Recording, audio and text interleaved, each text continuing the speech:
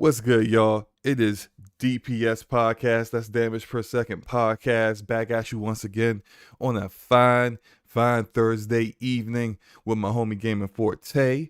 Forte, let the fine people know what's up, man.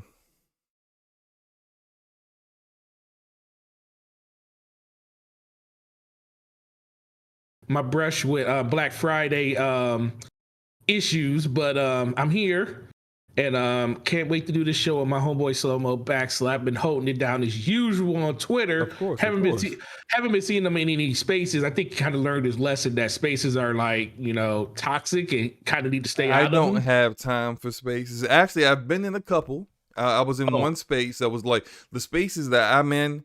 I'm in the spaces that's like talking about like cool stuff about gaming. Like I shout out to Chris Righteous who held another space. He did this one previously, but I missed it because of work. But he did a space that was Western RPGs versus Eastern RPGs. I mean Japanese RPGs, and the topic. Yeah, that was the topic, like the differences between the two kinds of RPGs and which one was better.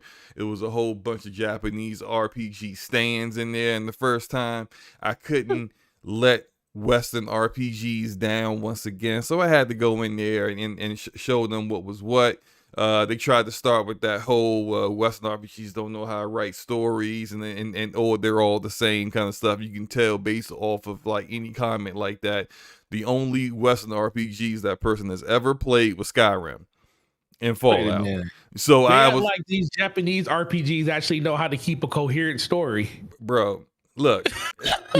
I'm like, how many Japanese RPGs guys start with the young teenage boy who wants to start out, make a name for himself and learn adventure, and then gets synced up with the princess or the woman of influence that doesn't want to live up to her responsibilities. It's the same story every single time. Look, I mean, you start as a kid and you go to high school the whole time you're in the game, right? So it's just like, look, man, y'all know these are narratives that are always started. They're always the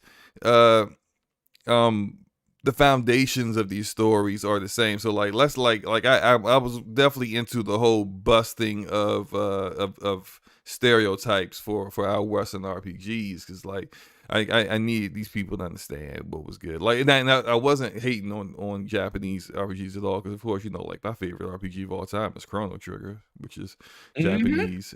But it what Chrono Trigger does is like a lot of the stuff that I love about art. Why am I talking? I'm so getting. See, look, you got me started talking about stuff that let's get That's back. Okay, man. Listen. Passion. That's what DPS stands for. Passion. Yeah. Deep passion syndrome. Deep passion. That's the DPS. Facts. DPS can stand for a lot of different things, guys, and that's one of them. Yeah. Hopefully, all the stuff that's not XXX. But let's get into it. Actually, let's be serious for a moment. And this is, I wanted to talk about this before, but we really didn't get the opportunity. But unfortunately, we've had two bad bit of news. One with our homie Optimus Code, who's been a supporter of the show, has been on the show before. Was on the show this past summer, I believe, with our friend of the show, Leviathan Gamer. Optimus Code is he didn't have a stroke, but he's been having stroke-like symptoms, and he's unable to work, and he is just really going through it. And so what I wanted to do, there's a GoFundMe to help support him while he's trying to recover and get himself back. And I wanted to make sure that the DPS family was also supporting him as well. So what I'm going to put in the chat is a link to his GoFundMe. And if you have the ability to share, please do. I mean, share this if you can. And if you have the ability to donate to Code, please do that as well. That is the GoFundMe I just put in the chat. And by the way, if you're listening to this on replay on Google Podcasts, or Spotify, or iTunes, or whatever, I'm also going to post the link for that GoFundMe in the description of the podcast as well, so you'll be able to see that as well. Just give whatever you can to help the brother out. And regardless of how you may have felt about things that Code may have said before, this is we are all human beings here, and this is not playtime. This is not console war nonsense. This is people's lives. And so when it comes to that, we have to be adults and do the right thing to help people out. The other thing that is even more unfortunate is that a person in the community, DemiGodReviews, passed away a few days ago. There is a GoFundMe for him as well, for his family. He was a part of Level 1 Gaming. I believe he was a reviewer for them. I didn't speak too often to the brother, but it's really unfortunate for that he passed away, and definitely prayers to his family. There's a GoFundMe for him as well. I'm going to post that in the chat as well. And once again, on the replay for everything, I'll have it in the description. So guys, just be able to just, do what you can, get what you can, and try to help the families of these people out. Yeah, anything you want to say, Forte? Man, yeah, especially when it comes to Code, it's been a couple of weeks since he did that Spaces and kind of gave people an update, which is something he definitely did not have to do. But it lets it kind of he knows how he knows how people feel about him in the community and stuff, and as much as he trolls and stuff and does a thing that he does, he's still loved amongst all of the people because he's a gamer through and through, and that's all that really truly matters. And he's a human being, and we got to stick together when it comes to that type of stuff. So definitely do what you can when it comes to him. I had a couple of conversations with DemiGodReviews before this all happened, and when I heard about it, I was like, kind of, like, wow, it just remembered that your time on Earth is not guaranteed. Don't live your life the way that you need to live your life to be able to contribute to society the way you want to, because that's what you're going to be remembered by. I feel like he has from a lot of the people's comments and stuff, just talking to him myself, he's just a really genuine nice dude, and you really don't get a chance to see or communicate with people like that, because there's always some back and forth, and it's always this console war nonsense stuff that's going on. So just remember in the end that these are people that we're having these conversations with beyond everything else. And if a person is going out of the way to be addictive and all stuff like that, just look the other way and stuff like that. It's just because we're all people at the very end, and he's going to be truly missed, his family and everyone and all his loved ones. And, shout out to his brother that actually came on Twitter to let everybody know that. And I thought that was a very good gesture. And I know that was hard for him to actually do, just to reach out to, people in his community to let people know about that. My heart goes out to them, and, don't know the circumstances of what happened, but in general, it's just, it sucks to lose people like that in the world, because there's not enough of them. We celebrate all of these different people on a consistent basis, but we don't celebrate the ones that really truly impact us in our day to day or just in passing. We celebrate people that we never have conversations with, but what about the people that we see and talk to all the time? So that's why I think these are very, very important things that we need to do. So when it comes to both of these GoFundMes, if you can donate, if you can't, just give best wishes and stuff. Share it to other people that may be able to donate. That may be able to. Yeah, that's it. And in general, that's all I have to say on it. And shout out to After His Passion with the $20. Hell yeah, I missed the last couple of lives. Grateful to be here, amigos. Don't let Forte turn off topic. Slow-mo. God bless Optimus. Code. Prayers for the recovery. Rest in peace, Demigod. I will donate to both. Appreciate you, bro. Appreciate you. Passion. Thank you. And like I said, just make sure you share it on Twitter and stuff if you're on there and everything too, bro. Appreciate it. Absolutely. So all that said, again, prayers to both of their families as well as Cole, as just in general, that he has a full recovery and gets back to his usual self. And we can get on into the topics here. So first topic up actually is something that like I wanted to talk about this last week, but I didn't get a chance to play it yet. But this is Bright Memory Infinite. You remember that game, Forte? Yeah, I remember that game. It was a game that everybody was talking so great about last year when they first showed it off. Like, oh my God, this game was great. Look at the particle effects and all of the cool movements and blocking and parrying with weapons and using guns and all that other stuff. And everybody was super excited for it when they seen it the first time. Right. So like, that game has kind of been lost in the shuffle, so to speak, when it comes to games that have been coming out later this year. And I think it probably has a lot to do with the fact that initially when we first saw the game, it was only being made by one guy, like one person in China, and he'd done a marvelous job for just solo experience, just solo developer making the game. But now after that, he was able to get a full team once the game started to get a little bit of popularity, notoriety from people among the gaming industry, and he's got a full team. So I was able to play Bright Memory Infinite because I got it for free.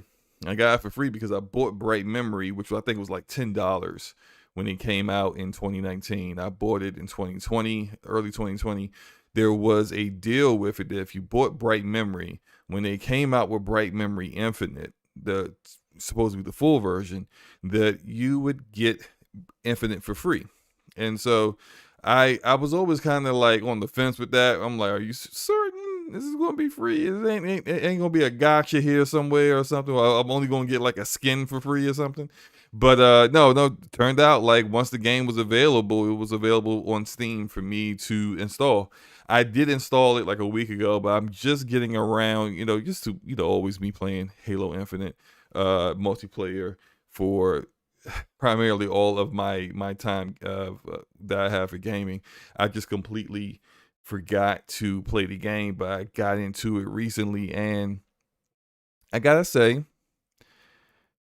they made some improvements. They made some serious improvements off of the original game. Gunplay wise, the gunplay was always okay, but had some issues. Always kind of felt like there was something weird about the ADS.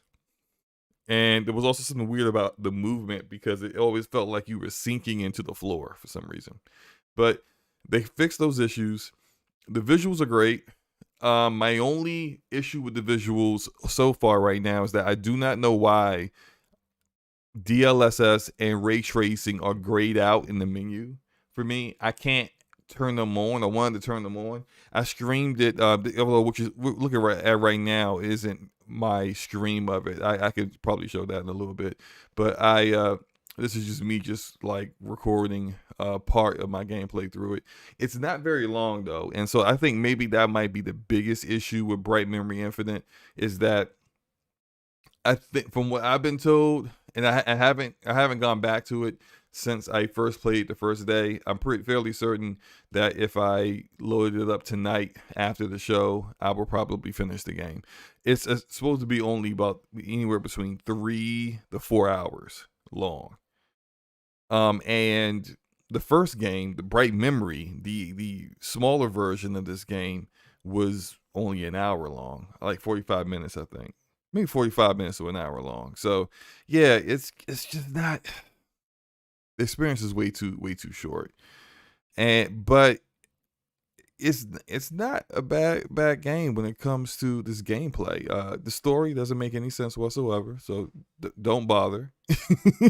It's like for some reason you're like traveling back and forth in time with like fighting like Eastern like medievalish kind of enemies that don't have guns, and then you're fighting soldiers, very generic looking soldiers with guns. It's all over the place. The heroine in this, the main protagonist, I think they tried to make her more of eye candy than an actual personality. But I think one of the biggest issues with the studio, which is I think it's this whose name is FYQD Studio. I think they are great at like environmental stuff and like special effects and things like that. Not so great on the animations. That's like the one thing that really didn't get updated. Nothing happened to it. That nothing, very almost no improvement. They're still clipping people of like a character's hair into their body. The movements are very stiff in the cutscenes. Like they really could use some help there. But gameplay wise, it's fun. It's a fun game to play. Look at it now. Like the guns, they made some improvements with the way the guns work and their additional abilities. There's like an additional mode to unlock for each gun that kind of really makes it makes the gameplay have a little bit of depth there, and it's all right. It's all right. Forte, are you going to check this out? Because I think you're waiting for it to come on Xbox, right? Yeah, because I bought the game on Xbox, so when it does release, I will get the new version of the game. Just as a note, guys, this is probably the closest that you'll see SloMo willingly wanting to play anything with a boss that big, like a Souls game. So just know this is the closest you're gonna get to SloMo doing it for free. He played. I'm looking at this game. I'm like, yo, that boss is huge. But yeah, so this is the closest. Like, look, it's so much lens flare. That's kind of not true because I'm interested in Black Monk Wukong, which has bosses even bigger than that guy. That's true. That's true. Whenever that finally comes out, but go ahead. No, but yeah, I'm definitely interested in it. And the one thing I did notice is they definitely did jazz up the appearance of the protagonist. She definitely does have definitely a looker now, but no, man, the game looked fun back then. Really, really fast gameplay. I like the ability of the guns and the sword play. That was something that was great. Yeah, I love that sword. Yeah, I love the back and forth, the way you could combo that stuff back and forth. Just in the videos that I saw of it. So just waiting for them to bring it to console. I mean, it sucks that it's only on PC. First of all, I don't even know how you are even controlling can you even see what you're shooting? It's like man. It's like literally watching your gun. I'm about to have it's like epilepsy, like looking at you shoot your gun. It's like so much. It's like, why is this like? They do build up to this because this isn't like you get into the game and this is like your first fight or something, right? It's not even the fight. It's just like I'm just looking at it. It's like when you shot that shotgun. I mean, if it looked like a shotgun, even though it was a sniper rifle, it's like the bloom on that thing was just ridiculous. I'm like, yo, why is this? Why does it look like he just shot a bazooka? Yeah, they kind of build up to that. So like, I'll in a little bit. I'll show like how the game starts out. They kind of show you. Look at all this lens flares coming off the muzzle of this gun. they definitely love. They like the Michael Bay of like first person shooter. Ooh, you know how like Michael Bay loves his lens flare and like he seems to fall in love with a certain kind of special effect. And he just continues to keep doing that one special effect like all the time. And these guys are kind of like that. Like they just kind of fell in love with certain special effects. Yeah, I mean, it looks.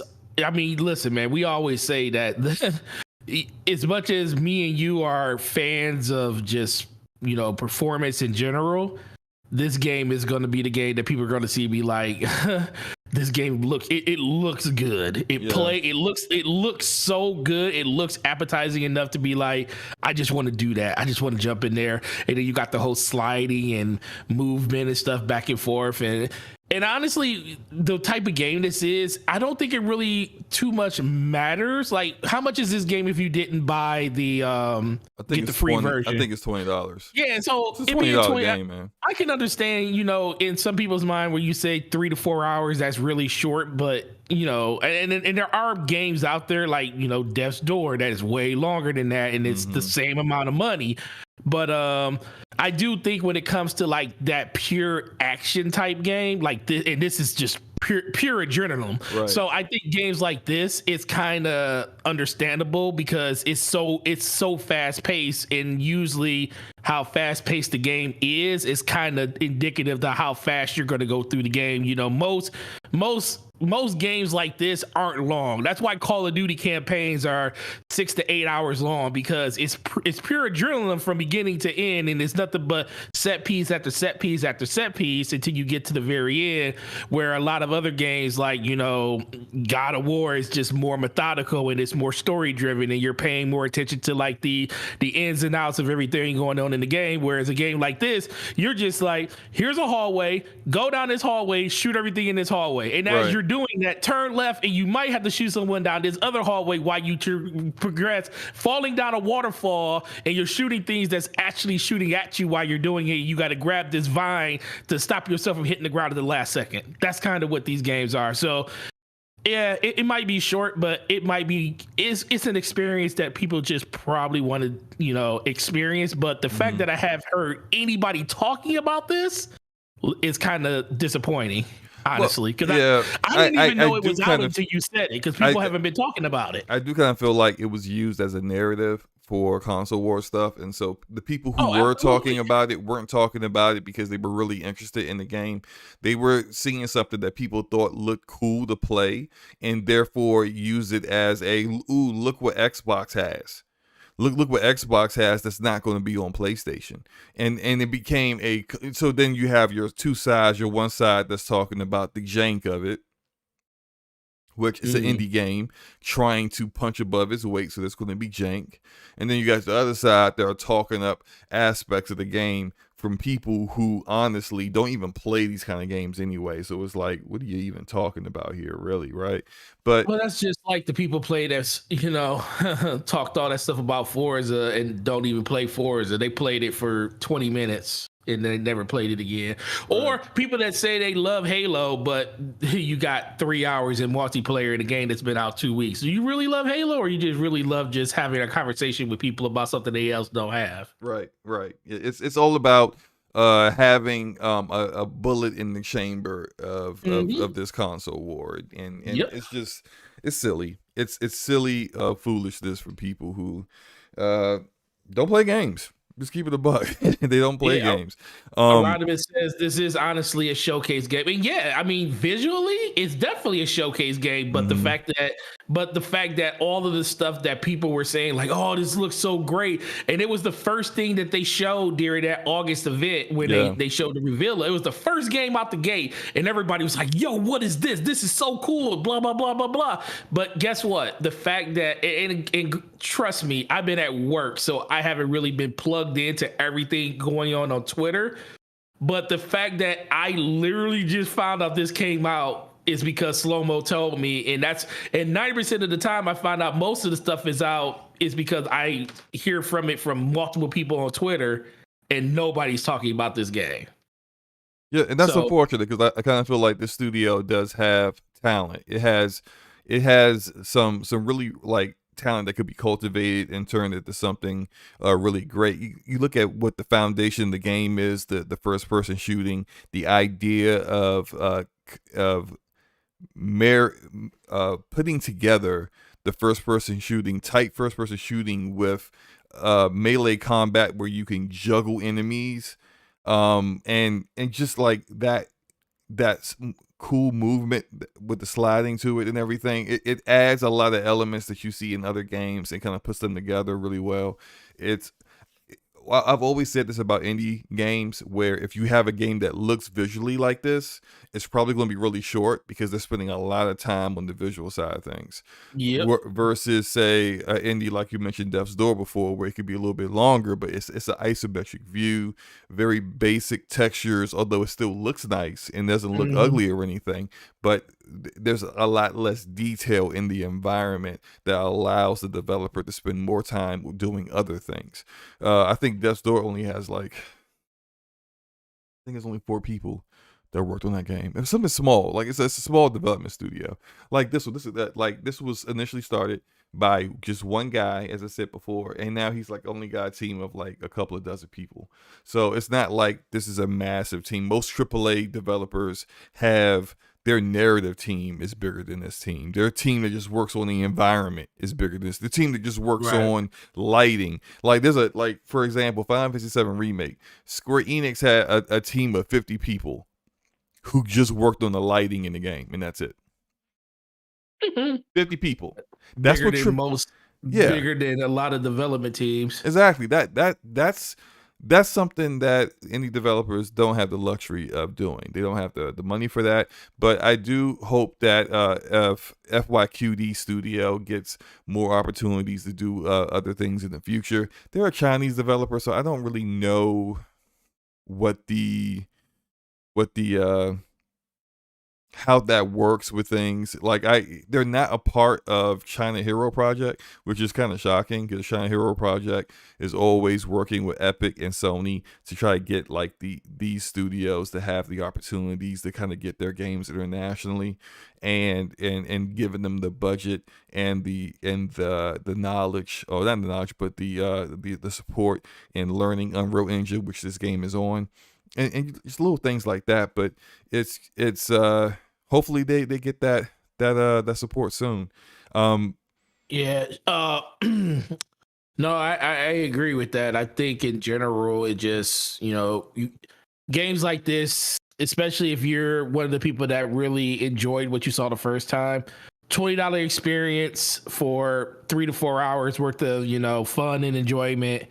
Definitely, if you liked what you saw back then, you're just gonna get the whole experience now. So when it does, it's actually a very different experience than I think about it. But the premise is still the same, although they go about it differently. So in the first Bright Memory, you're trying to stop some soldiers from ripping time apart. You end up back in time, and then you're like fighting like skeletons or whatever, and it's just like then you're fighting some weird lion wolf thing. So it's the Uncharted.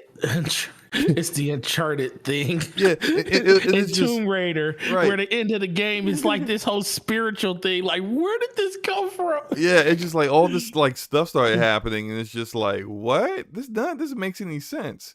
Where they in the entire all the level structure of the original Bright Memory, none of that is in Bright Memory Infinite. Absolutely none of it is there. So it's essentially a different experience completely, except that the gameplay is still the same, just more polished, and it looks nicer. But well, shout out to the homie T40 who gave the homeboy SloMoBackSlap a raid T4, you mean in the stream. T-Rock? Oh, I thought it said T4. Well, it's kind of smaller on your screen. I thought it was T40. Yeah, T-Rock. Shout out to him with the host during SloMo's live stream. So if you listen to this on the replay, shout out to you. Well, yeah, T-Rock always hosts my my streams when he comes in, which I appreciate. I appreciate that about him, even though he's probably going to end up forcing me to play a From Software game once he turns in. Oh yeah. Wait till he dropped that 40K on you, bro. He gonna drop it on you like Warhammer. Oh man.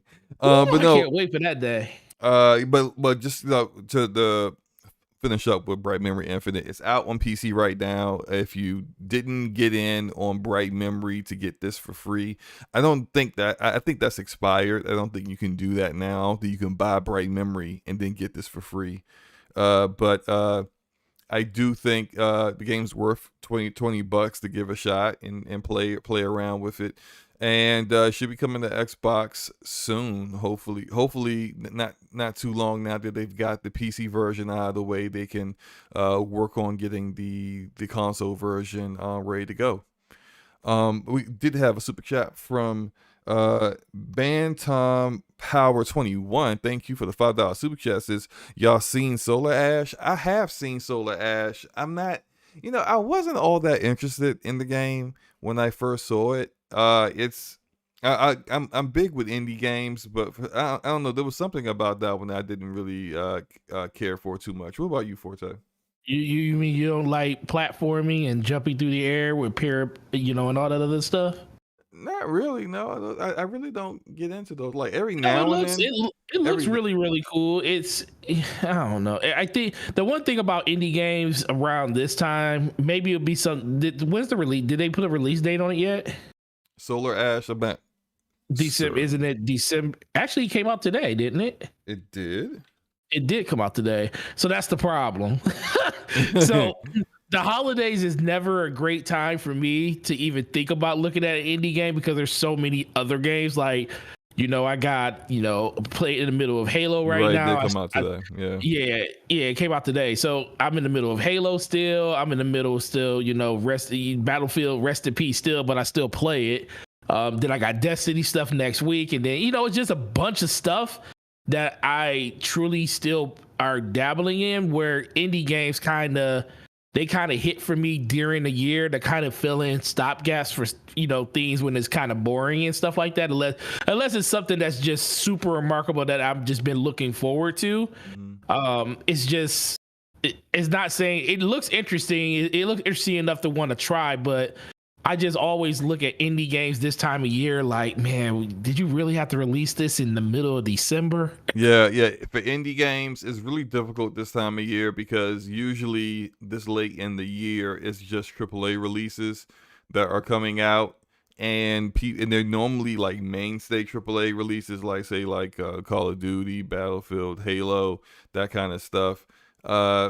Yeah, it's really. It's not like you're going to be bored anytime soon. Yeah, it's really difficult for an indie to get attention around this time, which is also, that kind of goes for Bright Memory Infinite as well. It's probably part of the reason why no one really paid attention to the fact that this came out, because let's say if this came out in June or July, I think a lot of people would have been giving it a shot. Oh yeah.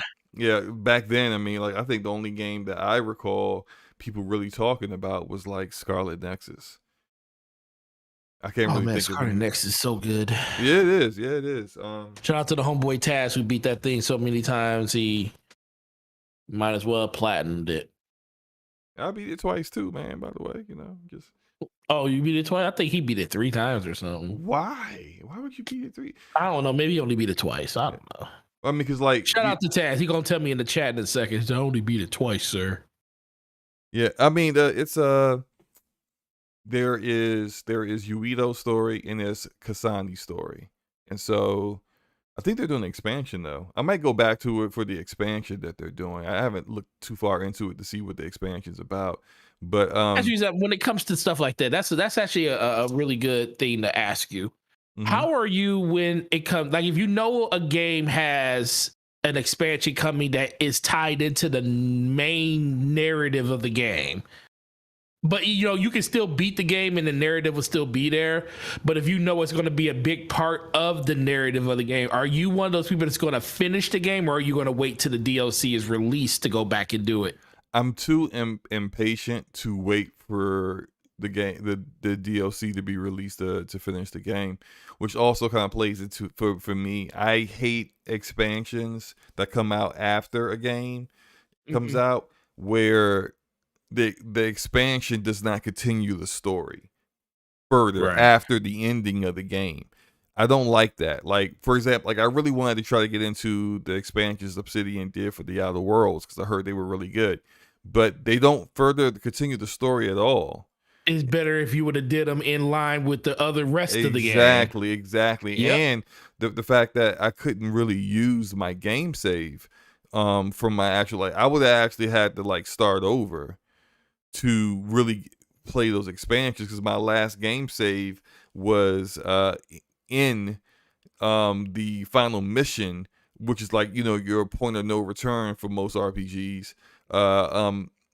Within the final mission of the game, so I couldn't use the character that I had already built up in my first playthrough for it. I would have had to start all over again, which I attempted to do, but just didn't really like have the desire to go play through the entire game again. And so for me, what I see here of expansions, I really like, say, Dragon Age Awakenings, which was an expansion onto Dragon Age Origins, but Awakenings took place after Origins, like after it's all said and done and you've stopped the Darkspawn and for Ferelden has been saved.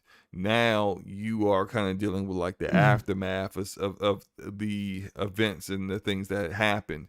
And so it's like, I like those kind of expansions better. I want to continue the story. I don't want something that I should have played, technically should have been playing before I beat the game. Another one, Arrival expansion for Mass Effect 3. Oh, absolutely. Arrival. It's great. Yeah.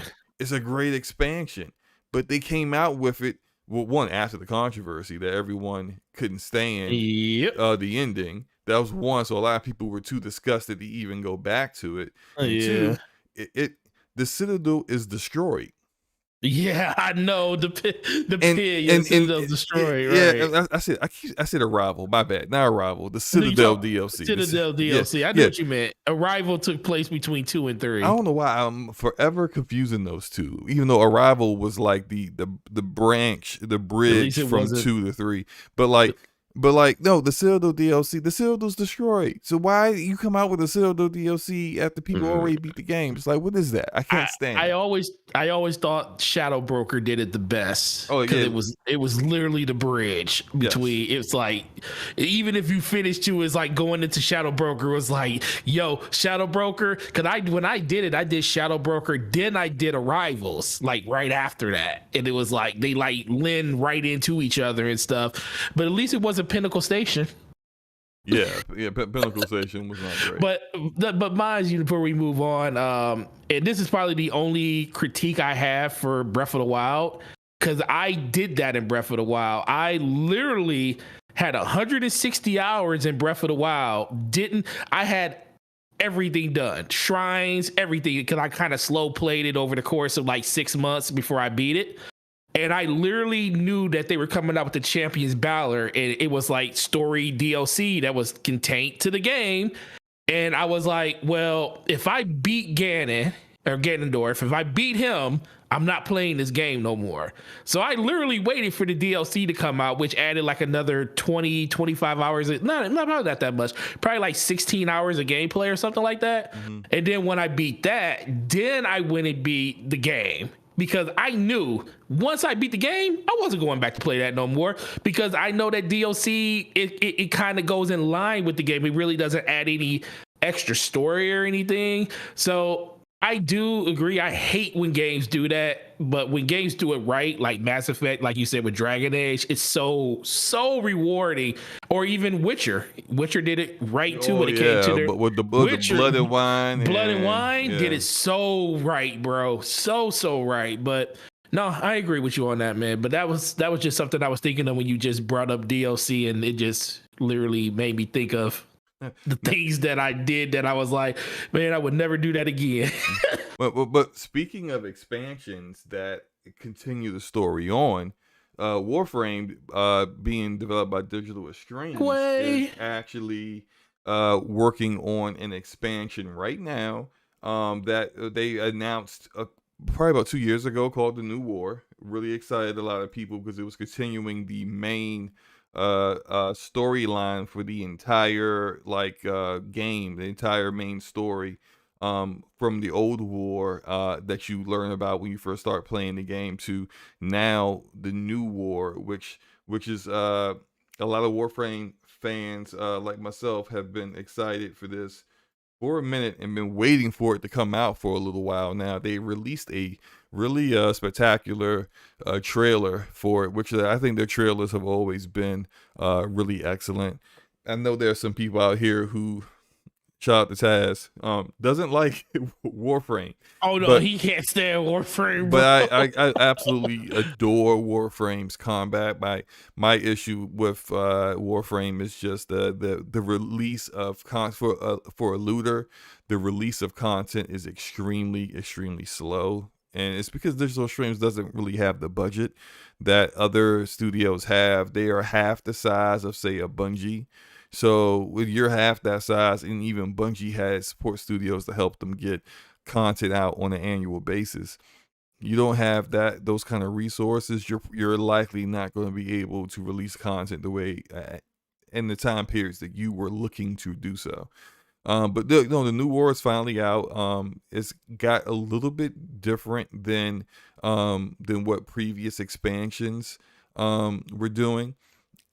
So you've always only been able to play as a Tenno with your Warframes. With this new expansion, you're going to be able to play as a Grenier, which is like some of the enemies that like one of those What are kind of 3 enemies. factions? Yeah, well, some of the other factions in the game, you're going to be able to play as one of them, and it kind of provides a different perspective to the story that other people haven't been able to really experience throughout the whole time that Warframe has been out. So I'm looking forward to it. I wish crossplay was already enabled. It's not. They did announce they were working on crossplay and cross progression across all platforms the game is out on. So it is out on PC, Xbox, PlayStation, and Switch. I think maybe Stadia too. Maybe I don't know. I think Stadia might. Who cares? It's Stadia, right? Anyway, leave Stadia alone. They ain't did nothing to you. Hey, look, they ain't exactly. That's the problem. They ain't did nothing for me. Did nothing to me or for me. Nothing. Oh, okay, nothing for you either. But no, this comes out December 15th, and if you are a Warframe player, or even if you're not a Warframe big in Warframe, when you haven't played Warframe in a while, you're probably going to have to do a little bit of grinding to be able to access this. Even myself, which I'm a mastery rank level 15, and apparently, if you don't have a railjack, then you're not gonna be able to play this. So I'm gonna have to either buy a railjack or build one at some point. So we know how long building one takes. Yeah, I'm definitely gonna buy one. If it take 3 days and hours of farming just to get a Warframe or a railjack. Yeah. Oh, that's another thing. They're introducing a new Warframe into the game to bring the total Warframes up to 46. The new Warframe, insane, right? I know the fact they got 46 Warframes. The new one's called Caliban, and it's supposed to be pretty cool. It's supposed to be a mix of the Sentinels, the Sentinel enemies, and the Tenno combined. So I'm pretty interested in checking that one out. But don't know if anyone else is super interested in Warframe or not. But there's just something to look forward to, even though December seems to be Halo's month this year, I guess. Listen, man, I will never forsake Warframe. Warframe was my Borderlands was the beginnings of my whole craze of looter shooters and just looter games in general.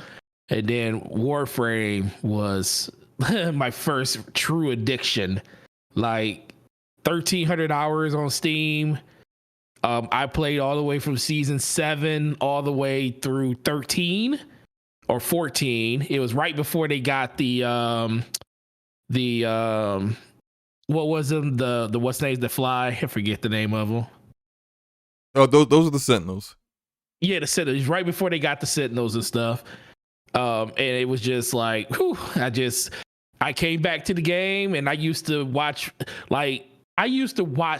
hundreds and hundreds of videos just to get caught up to Warframe. And this is before they had the whole, Well, you had to. It was you had no choice because you had no choice because you didn't know what was going on. They did a really bad job of explaining what was going on. Nothing.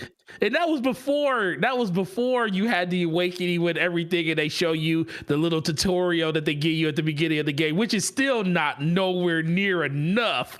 But I got the SloMo's at mastery 15. I'm at I stopped at mastery 13. So that's what that just lets you know how much I play. And I haven't played Warframe since 2014.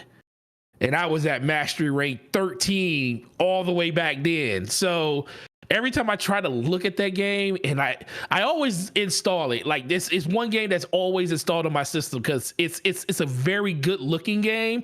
It really shows off the particle effects and stuff on a rig when it comes to like just graphical tests and stuff like that. Because the game is a looker. People don't give it its credit, but the game's a looker. And it kind of shows the people, because like a lot of people look at like ongoing games. I remember there was some conversation about Halo Infinite, and people were saying that why make a game that's supposed to last for 10 years when in 10 years from now the visuals aren't amazing now, they're going to be ugly. They can always update them. They can always update them. It's Destiny has done it. They've updated their game engine. Warframe updates Digital Extremes updates Warframe's game engine every 3 or 4 years. So if you look at what it looked like originally, it didn't look that great even for that time. But look at it like even maybe 2 years ago, it looked all right. But you look at it now, you're just like visually, it is a looker. I think, and this is something I want to ask you about, because I always kind of wonder why people don't rock with Warframe like that. And then I really think it isn't about the gameplay, because people talk about the gameplay and they like the gameplay. Yeah. And it's not the fact that the story is kind of hard to follow, because people play plenty of games where the story is hard to follow. I really do think it is the art direction. I think it's the Warframes look extremely unique. They're very detailed, and the visuals are really good. But some people kind of feel like they kind of hideous or kind of ugly, or they kind of like they have this machine-like organic look to them, to the Warframes. They do. They definitely do. Some people just don't like that. They don't like seeing that. It doesn't appeal to them. I always bring up when it comes to this the fact that there is, and I know there were other issues with this game, but Bleeding Edge, and how Bleeding Edge had a real issue with not having enough content at launch. Right. But people didn't wait around for them to develop content. I think part of it, and people won't admit this, but part of it is that people didn't like the way the characters were ugly. Right. They were ugly looking characters. They were very non-traditional characters. You got a big woman as one of the characters. You got an old lady as one of your characters. You know, like I think only maybe 3 of their like dozen characters was a more traditional kind of character you would see in these kind of games. I mean, they had a freaking dolphin. A freaking dolphin is a character. And it's just like, what are you doing? So like you compared that to say an Overwatch, which granted being developed by Blizzard. So Blizzard is a whole different level when it comes to how they develop games versus Ninja Theory, which is no shade towards Ninja Theory, but they aren't, old school Blizzard. But Blizzard had it the right way. The art direction, the way those characters looks, it's the reason why you got some, if you go on Google and put in Overwatch characters, you're probably going to get more than what you were asking for when it comes to, you're going to see some other stuff that you probably weren't really too interested in seeing. And that's because people like that the way those characters look appeals to people. So it's really not just about gameplay. It's not. People would say it is. People would say, oh, I didn't really care for XYZ, or some of the modes sucked, and it's just the same maps and 2 modes over time. Whatever. If those characters looked appealing to the people who played the game, they'd still be playing it. So That's true. I think when it comes to Warframe, it kind of suffers from that too. I like the way the characters look, so it doesn't that has never really bothered me. But every time not every time, but a lot of times I see people mention Warframe. I've even seen people say that they think that the way the Spartans in that 343 designed for in Halo Guardians and Halo 4 reminded them of Warframe, which didn't appeal to them. So it's just like I don't think they look like that, but the fact that people use it as an example of how not to design something is pretty telling. Yeah, man, I I cannot disagree with you on that because I've had similar, people that reached out and talked about how they did not like Warframe. They don't like the aesthetic or anything. Hmm. I always looked at it as more of like being a person that played over 1,000 hours of it. Hmm. I just always thought the reason people they use that as the excuse, like, oh, I don't like the way the game looks, I don't like the way the game plays, or something like that. I always thought that was just more of an excuse that you just didn't want to say that. Listen, I just don't want to do all the stuff they want me to do. Yeah, because To play the game, it's a because lot of grinding. Yeah, there's a lot of stuff like trust me, it takes a lot for a person to play a game like that because you're pretty much dedicating yourself to just that game. And trust me, I know about dedicating yourself to just one game. That game that game was the beginning of the exception for that type of gameplay and stuff. But a lot of people just don't realize it's like it's the gameplay is so fun. And next thing you know, you can be doing territory missions, or you could be doing capture and defend missions, and you could be doing that stuff for 3-4 hours, and you don't even know you doing it. And then next thing you know, you get into this whole buying. This is before buying and trading when I was doing it, but now you can buy, you can trade, you can run in there and get stuff and make money off the game now, technically. Yeah. So people are playing the game. That's the one thing about I always appreciate about Warframe. You can play the game you want to and get out of it what you want. Do you want to be a person that goes out and makes money off the game by grinding your eyes out to get as much platinum as you possibly can? You can. Do you want to be somebody that's going to create different skins and different outfits for the game that people vote on and that Digital Stream puts into the marketplace for people to buy and give you a commission off of it? You can do that too. Do you just want to play the game just to enjoy the story that they actually put in there, which is actually a very, very good and cohesive story starting from beginning to end? You can do that too. That's kind of the one thing why I really hope this DLC definitely does succeed, because me and you talked about it earlier. It hasn't been too good for Digital to Extreme when it comes to just their ability to put out content. And with Tencent being the overseer of this company now, and like you said earlier, like you were saying before the show, they didn't buy Digital Stream for Digital Stream. They bought it because of all of the other things that was coming along with that purchase, and Digital Stream just happened to be a part of it. Right. If they're not fronting the bill and making them money at a acceptable pace of what they think they should be doing, trust me, they have no problem with cutting away. That's why I remember a couple years ago when they did get bought by Tencent, we were like, yo, I'd rather Sony had bought them, because Sony would have made them like a top tier studio and made sure that they were focused on and gotten the resources to make the game the way they wanted to make the game. Whereas Sony Tencent tried. It was a bidding war. It was a bidding war, and Sony wanted splash damage, which was a part of that deal too. So, to catch people up on what we're talking about, a couple years back, actually, maybe it been last year. It was last year. It was last year. Layout Technologies is a Chinese company that had majority ownership in a couple of independent studios in video games.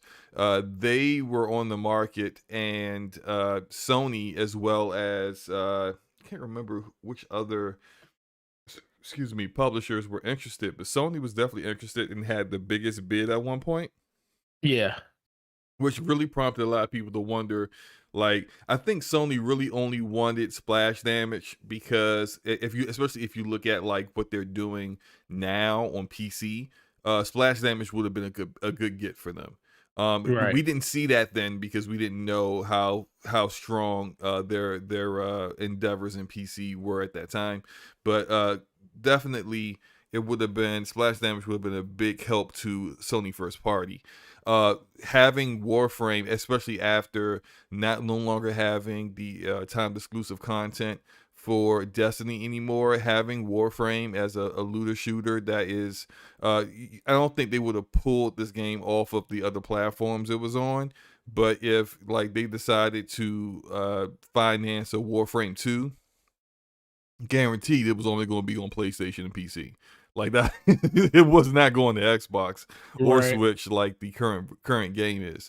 But Sony was definitely the top bidder, and then Tencent came out of nowhere at 11th hour with like a bid that was well over market value, and like they definitely made sure that no one else was going to be bidding on this any further. And they only did it to get Certain Affinity, which I don't even remember what Certain Affinity does. Do they do mobile games? I think they might do mobile Yeah. games, They which do. would make sense for Tencent because Tencent makes the majority of their money off of the mobile market. But the as you had said earlier, and what the real concern for digital streams is that you are not the reason why you got acquired. You got acquired because you just so happen to have the majority of the ownership of your company be in a company that was selling itself. You were not the big get, and so if when it has come out that Warframe has not been making money but losing money with the way that its monetization is done, and with the way that it's very consumer friendly. Like Oh, it's Warframe very. players, extremely consumer friendly, but not business friendly. Like it's not a way, but I think the ship has sailed in trying to change the monetization of this game Oh no, now. they didn't gave people way too much over the course of years in order to Yeah. roll that back. Yeah, that's just the Warframe community would completely revolt and refuse to buy anything if they tried to say like charge for the new world expansion. I'm sorry, the new war expansion. It's just impossible to do that at this point. The game's been out for too long, and there has been a long-term precedent set on how this game would be monetized. Now, with all that said, like it's very important that digital stream shows their ability to be self-sufficient and not basically being a drain on the pocketbook of Tencent by having this expansion do really well, which is maybe the reason why they are trying new things now that they didn't do with previous expansions, and trying to push the story because they haven't really done narrative expansion stuff in a while, but push the story forward and get people really excited. Try to get the some of the other Warframe community that have moved on from Warframe over the years to kind of come back, and maybe that will help them like actually make some money. Because if not, Tencent is very cutthroat, Yeah. and it could spell the end of the game. But I mean, we'll see what happens. Hopefully it works out for the best. I know I'm going to play it. I'm probably going to end up buying that Caliban Warframe because there's no way I'm grinding fissure missions to get all the parts to build that thing. No. 12 hours per part, and then 3 hours for the full Warframe, and that's not even including all the time it takes you to actually do the fissure missions and finally get the pieces all together. Nah, I'm good. I'll just buy that thing outright. How about that? I'll just take the fact that I still have a cluster, a constellation of planets, and a planet in that constellation named after me for being a founder. Yeah, but that's how much money I spent when it came out. Being a founding member, you got a planet named after you. All right, but I guess we can move on to some interesting news. Something that has been a little bit of a conversation within the gaming community. Something that when I mentioned this was going to be a topic, Forte definitely had a deep sigh, and that Like, Lord have is mercy. the Xbox Series X wins Black Friday. What do you think about that, Forte? Huh? What do you think about Xbox Series X? S taking home the gold. Okay, so I'm gonna preface this first. Are we going off of the article that was written? Are we going, because we know what people have been going, are we talking about the article that people have been running with, saying that Xbox Series X ran away with Black Friday? Are we going off that article? Yes. Okay. So the same article that basically just excluded Nintendo from being on that list because they were talking about OLED sales and not just Switch in general. They basically said PlayStation 5, Xbox Series X, and the S in the OLED. So they compared it against all systems that you can't even find right now. You can't even find them. I'm like, yo, wait a minute. Hey, look, Hold up. is it the Series S fault that it's the only one that's available to buy? It's not the only one to buy. They literally just, first of all, you can't buy a PS4 brand new because they don't make them anymore. As much as Sony came out and said, we're going to support PlayStation 4 and all of the gamers for the next till 2024, yeah, they're supporting the people that already got them.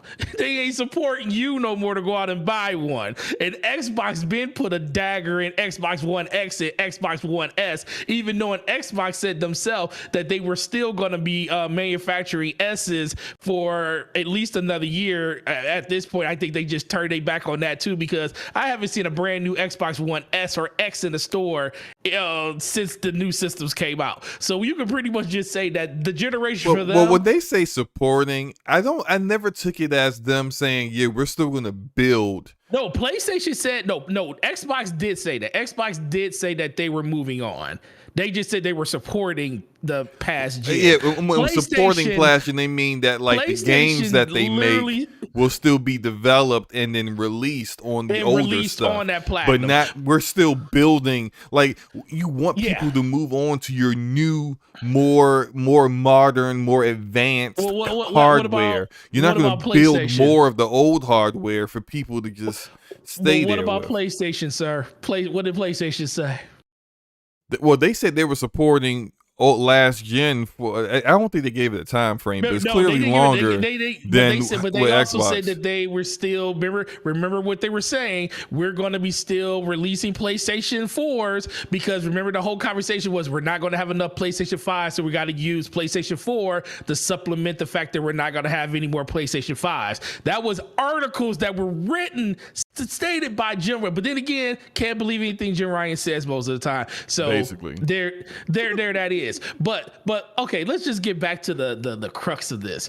They're literally comparing the most available system to the systems that aren't available. Yeah. What do you think is going to happen? And then on top of that, it was not the most successful console. It might have been the most successful next gen console if you don't consider Nintendo Switch a next gen console, because if you don't consider it next gen console, absolutely not. Okay, then yeah. Okay, but guess what? But this is the thing. They consider the OLED. That's where the whole thing jumps out the window to me. I'm like, so you're basically saying the OLED is considered a next gen console when literally the only thing the OLED has an OLED screen on it. And a real kickstand. And a real kickstand and double the memory. That's the only difference that the OLED has. It's literally a Switch that literally went through puberty. That's what the Switch is. That's what the OLED Switch is. It had puberty. It found its manhood, and it's good now. That's what the Switch OLED is. And they compared it to that. But I'm sitting there looking at this situation, and I'm like, yo, I can't even count how many Mario Kart bundles I had in my store. And guess what happened to all of those Mario Kart bundles on Black Friday, SloMo? they disappeared. They were shocked. like poof. It was like David Blaine walked up in the building and they was like, this shall be gone. And they were all gone. They were literally, they did not make it past Black Friday. Not a Mario Kart bundle. And that's all Nintendo sold during that week. And this also goes back to the conversation about October, because I said this in October when Sony won MPD, and you know the whole thing, that the big rivalry base when they were saying, oh, Sony won MPD, they snapped Nintendo's 33 month win streak and winning MPD. And I was like, I said, the funny thing is Nintendo gonna turn right back around and they gonna win in November. The only reason they didn't win in October is because they didn't want to step on the toes of the OLED, so they didn't release any switches up into the OLED. Like they didn't even, like I didn't see a Nintendo Switch for 3 weeks before the OLED came out. The OLED was literally the first time I saw a system that whole entire month, because Nintendo wanted to starve people and say, well, we ain't gonna let you buy the old one. We want you to get into the new one so you can get all of your friends excited about the new one. And then when they can't get the new one, they're gonna be searching for that new one like crazy. And then guess what we're gonna do? We're gonna drop the Mario Kart bundle and say, guess what? This is the only time you can get a bundle with a game inside of it, because Nintendo don't give you anything like that outside of, every once in a while they'll give you something like Mario Odyssey that had the red Joy-Cons, and Splatoon had the different color Joy-Cons. They only do it ever once in a while, but they do this Mario Kart bundle every year. And that system sold like hotcakes, bro. So I'm just putting it out there right now. Nintendo's going to win NPD for the month of November, and anybody that truly believes that the Xbox Series X won that day, you might want to read our article a little bit harder, because the fact that they literally excluded one whole system that they know outsold everything on that day is criminal. Sloma, what do you think about this? I feel like, if I take away as many other parameters within this process as possible, then I can look at it and squint, and turn my head sideways and say, Xbox Series S did do it. Yeah, it did do it. If I only consider traditional consoles, if I only consider next gen consoles, if I only actually look at the Xbox Series X and PS5, then it was the most sold thing on Black Friday. Yeah. I could only thing that was available. It's the only thing that was available. Yeah, and I know there's some people out there like, oh, this could be some angry kids at Christmas time when they open up their Christmas gifts. They take the wrapping off. They're thinking they're getting a PlayStation 5 or a Series X, and they see this little white speaker. And they're like, it's going to be some parents that's going to be upset when they realize they got to put their credit card on that thing. Right. But I don't think, I actually do believe people intentionally bought this thing. I do too. I do. I don't think people were asking questions this time. Yeah. I don't think people were just like, oh, well, it's a consolation prize. Oh, well. I mean, I have two in my household. One is my son's, which I intentionally bought him that because at the time I wasn't quite certain of his desire to get into gaming, but he kept saying he wanted his own Xbox, and I said, all right, well, look, I'll get you your own Xbox.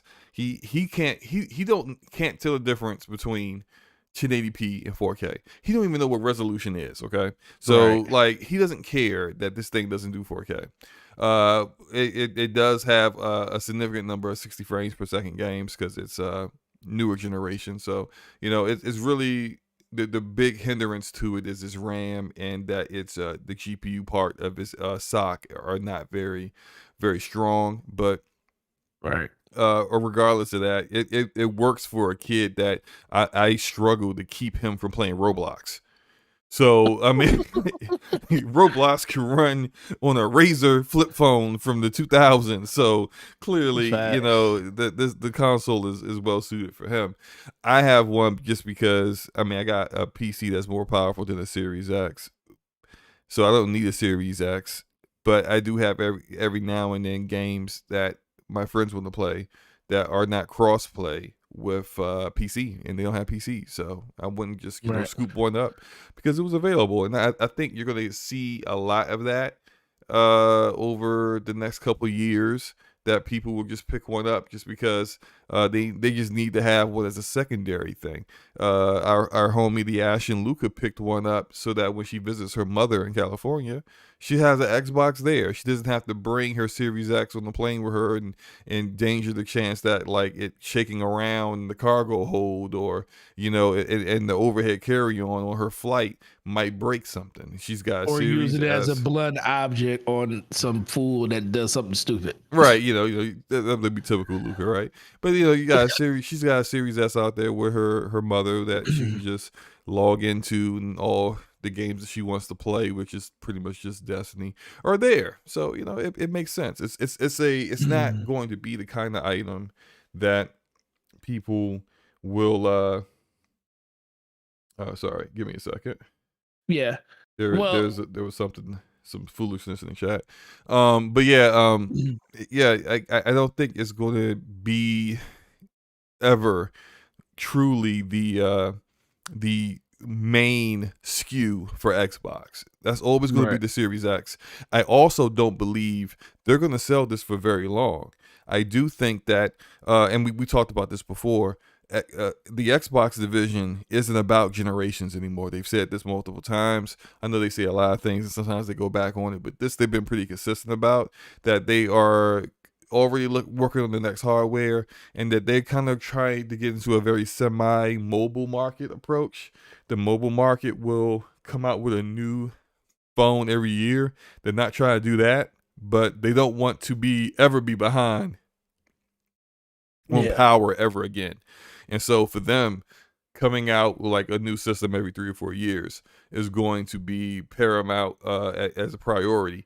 And I feel like they will stop selling the Series S and the new entry level device SKU for newer gamers, or for people who just want something or need something that's going to be a little bit cheaper, will be the Series X once they announce a new thing. So do you think, okay, so we already know, especially with tech, prices come down because parts become cheaper to manufacture and put into systems. Do you think the next iteration, when they do,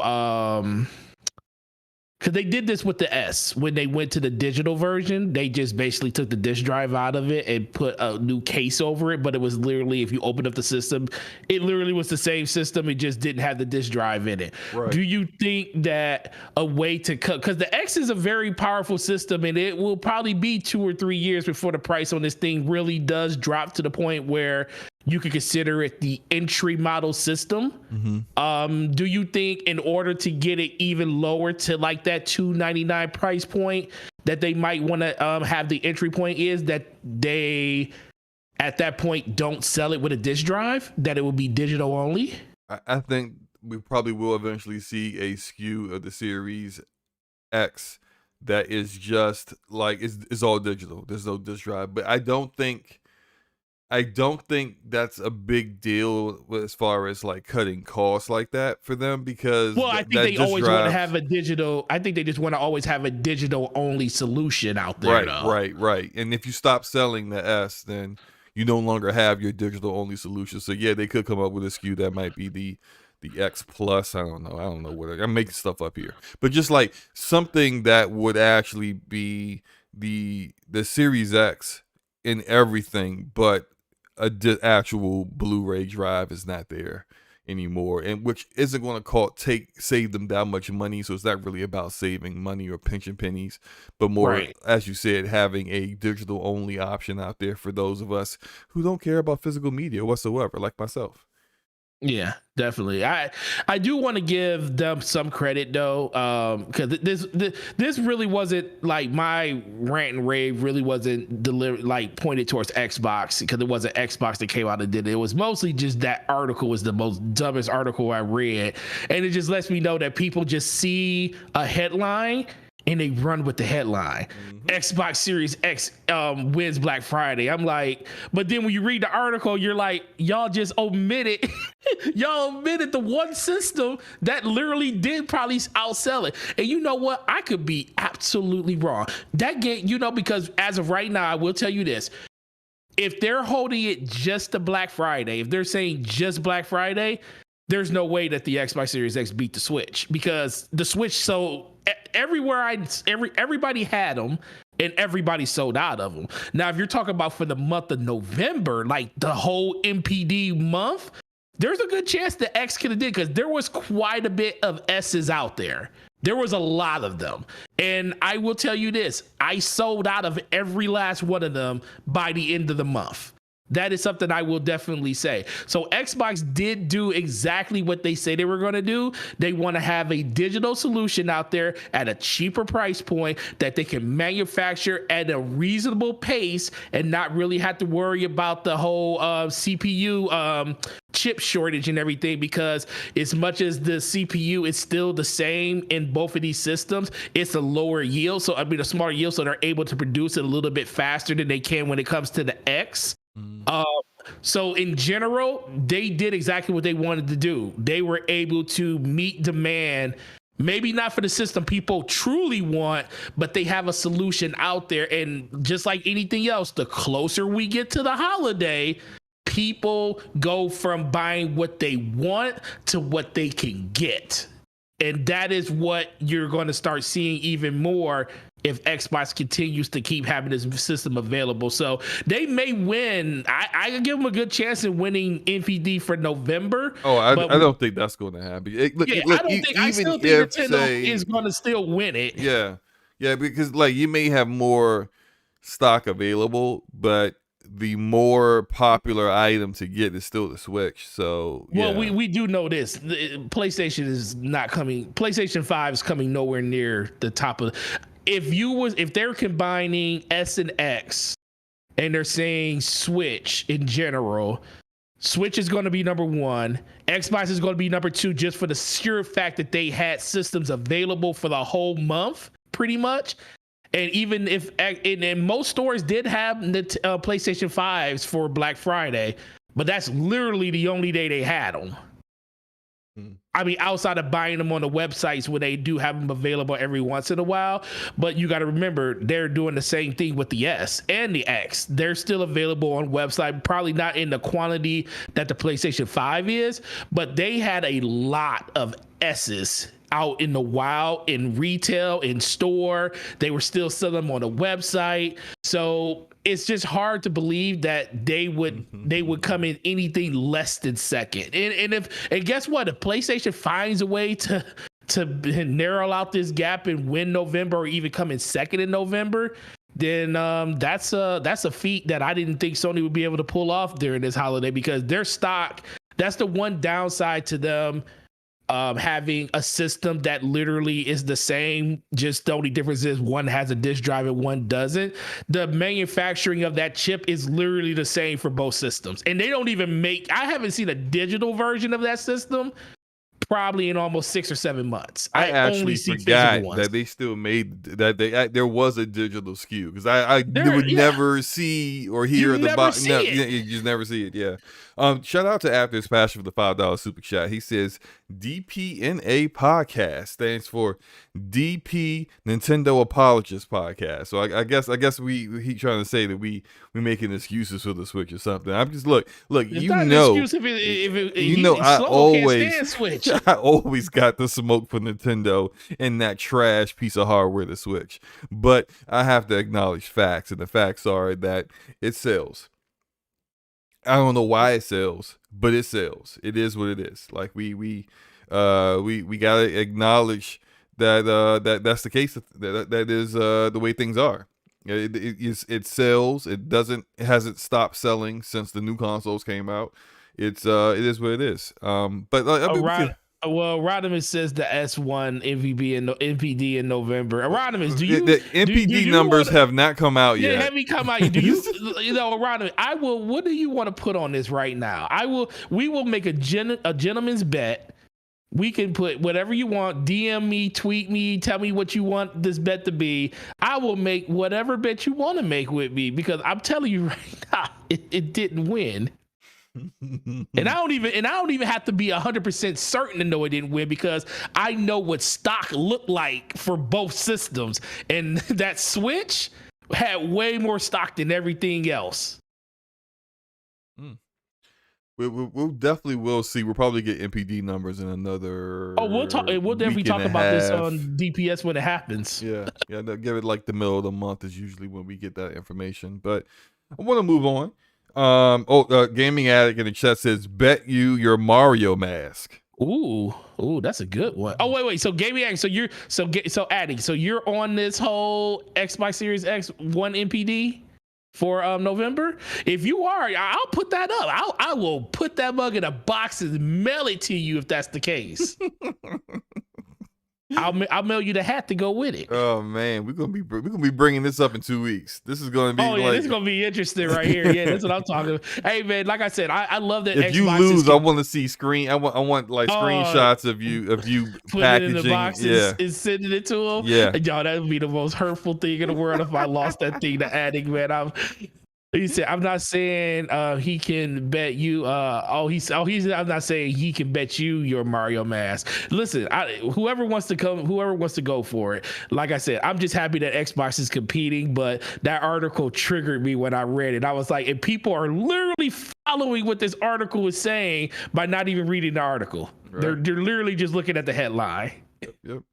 All right, let's move on. Move on to some people would call this good news, and I mean, I guess we'll have to see. I'm not a big Battlefield fan, so to me, this means absolutely nothing. But let's go ahead. Oh, it changes everything. Well, look, I do have some insight in regards to some of the information that came out. And what I mean by that is, let me try to get to the gameplay. There we go. Well, I'll just full disclosure here. Let's talk about what happened. EA has made some moves in regards to the Battlefield IP. This isn't necessarily an announcement, but I do feel like this information was intentionally leaked by them so that to kind of help with their struggling views for Battlefield 2042 inside of the gaming community right now. It's not looking too great. Game definitely came out way too early. Game doesn't even have a leaderboard, like all kinds of stuff is going on. People aren't happy. Longtime Battlefield fans aren't happy. Some Battlefield fans are having fun with it. It is a very polarizing game at the moment. And all that said, EA has now made some changes. Now, if you guys may remember who Vince Zampella is, Vince Zampella used to run. What's the name of the Call of Duty? Infinity War. Left Activision, founded Respawn Entertainment, took the bulk of Infinity War's employees with him. Respawn made Titanfall for EA, has been acquired by EA. Vince is on the board. He gets to do what he wants, where all the other developers can't do anything like he can. And but so far, Respawn has been extremely successful. Titanfall 1 and 2 were good games. Titanfall 2 had one of the best campaigns in the first-person shooter that I've played in probably of all time. It was very good. And they founded a second studio under Respawn for Jedi Fallen Order, which was great. Jedi Fallen Order was a shock for them to go from making first-person shooters to a third-person perspective action adventure game and really do a great job of it. So now we've heard rumblings that Vince was running one of the studios for DICE. Now Vince is running DICE. He is DICE. Guess I could switch over to an article from GameStop. Damn, that turned out well. Good. From GameStop that discusses this, and so GameSpot. I said GameStop, didn't I? GameSpot. Yeah, my bad. Game I mean, you can come spot. work for me if you want. No, I'm good. I'm so good. But if you in this article, they discussed that Dice general manager Oscar Gabrielson is leaving the company to pursue a new endeavor outside of EA. Now, in regards to this, the guy's name something Thompson. This is a guy on Twitter that works for Video Game Chronicles, I think .com, and he's always got all the info on first person shooters, mainly Battlefield and Call of Duty. And he said that Oscar was offered a GM role within EA, but just not with DICE anymore. He didn't take that. He decided to leave. So that sounds like somebody that was pushed out. I don't know. I do believe all this stuff, though, was stuff that was put into play well prior before the release of 2042. Because another part of this is that, one, we already knew that Vince Zampella was taking on a bigger role with Battlefield. That already happened when they were taking over he took over one of DICE's studios. But Halo designer Marcus Leto was hired by EA earlier this year, and it wasn't spoken of exactly what he was going to do for EA, but we got that information now. So now he's building a development team in Seattle, where he's based already, and they're going to focus on storytelling in the Battlefield universe. So that could be essentially creating campaigns for Battlefield games. So that might actually be a smart idea, to have an entire development team, the entire support developer actually making story content for Battlefield games, so that DICE doesn't have to worry about doing that. They can focus on making what they really want to make. And Marcus Leto, if you don't know, he was the art director for Halo Combat Evolved, so he actually designed the look of the Master Chief. I know that has nothing to do with storytelling, so you may be wondering, Slow-Mo, why are you bringing that up? But that's just what he's most famous for. He also was the creative director for Halo, the lead creative director that led the project for Halo Reach, which is, in my opinion, and a lot of people's opinion, Halo Reach got the best campaign, the best story in any Halo game. So there's that. So he knows how to develop and put out a game with a good story. Now, all that said, people may be talking about the flip side of things. And the flip side of things is that Lil previously started an independent studio called V1 Interactive. You guys probably don't know who V1 Interactive is. That's because they only made one game, and that one game was Disintegration. Yeah, and Disintegration basically bombed before it even released. Bombed in the most epic of ways. It was fireworks. I felt bad because I was really interested in that game. You made videos on that game. Yeah, I did, and until I played it, and I was like, we'll leave that here, because I'm not doing another video about this game, because it's not good. And look, I appreciate them trying to do something different. It was trying to do first person, like a marriage of first person shooters and RTS. It was trying to do that, but it didn't work. It did not combine those elements well, and no one enjoyed it. And the game died a very famous death pretty quickly. But if he's not necessarily designing a game, but just basically, and the story for that game is actually pretty interesting for Disintegration. So like, if he's not doing like the designing of the actual gameplay, then he's pretty much making sure that the stories are good. I think that can only be a positive. Well, right. But I'm not a Battlefield fan, so who cares what I think? Forte, Battlefield fan, what do you think about this stuff? Oh man, so I knew something was going to happen. Like, I didn't know this was going to happen. Mm-hmm. I do know that Vince did take over. I think it wasn't at DICE in LA, or was it Montreal that he took over? It was LA. That's why he took over the main studio. I knew this. It was only inevitable until something like this kind of dropped. I didn't expect Vince to take over the whole thing, but it kind of makes sense, because my biggest problem with Battlefield 2042, and most people's problem, is The gameplay is great when it works. When you're playing a game and you're communicating with your team, even when you're playing solo, those Battlefield moments shine through. DICE definitely knows how to put a Battlefield game together.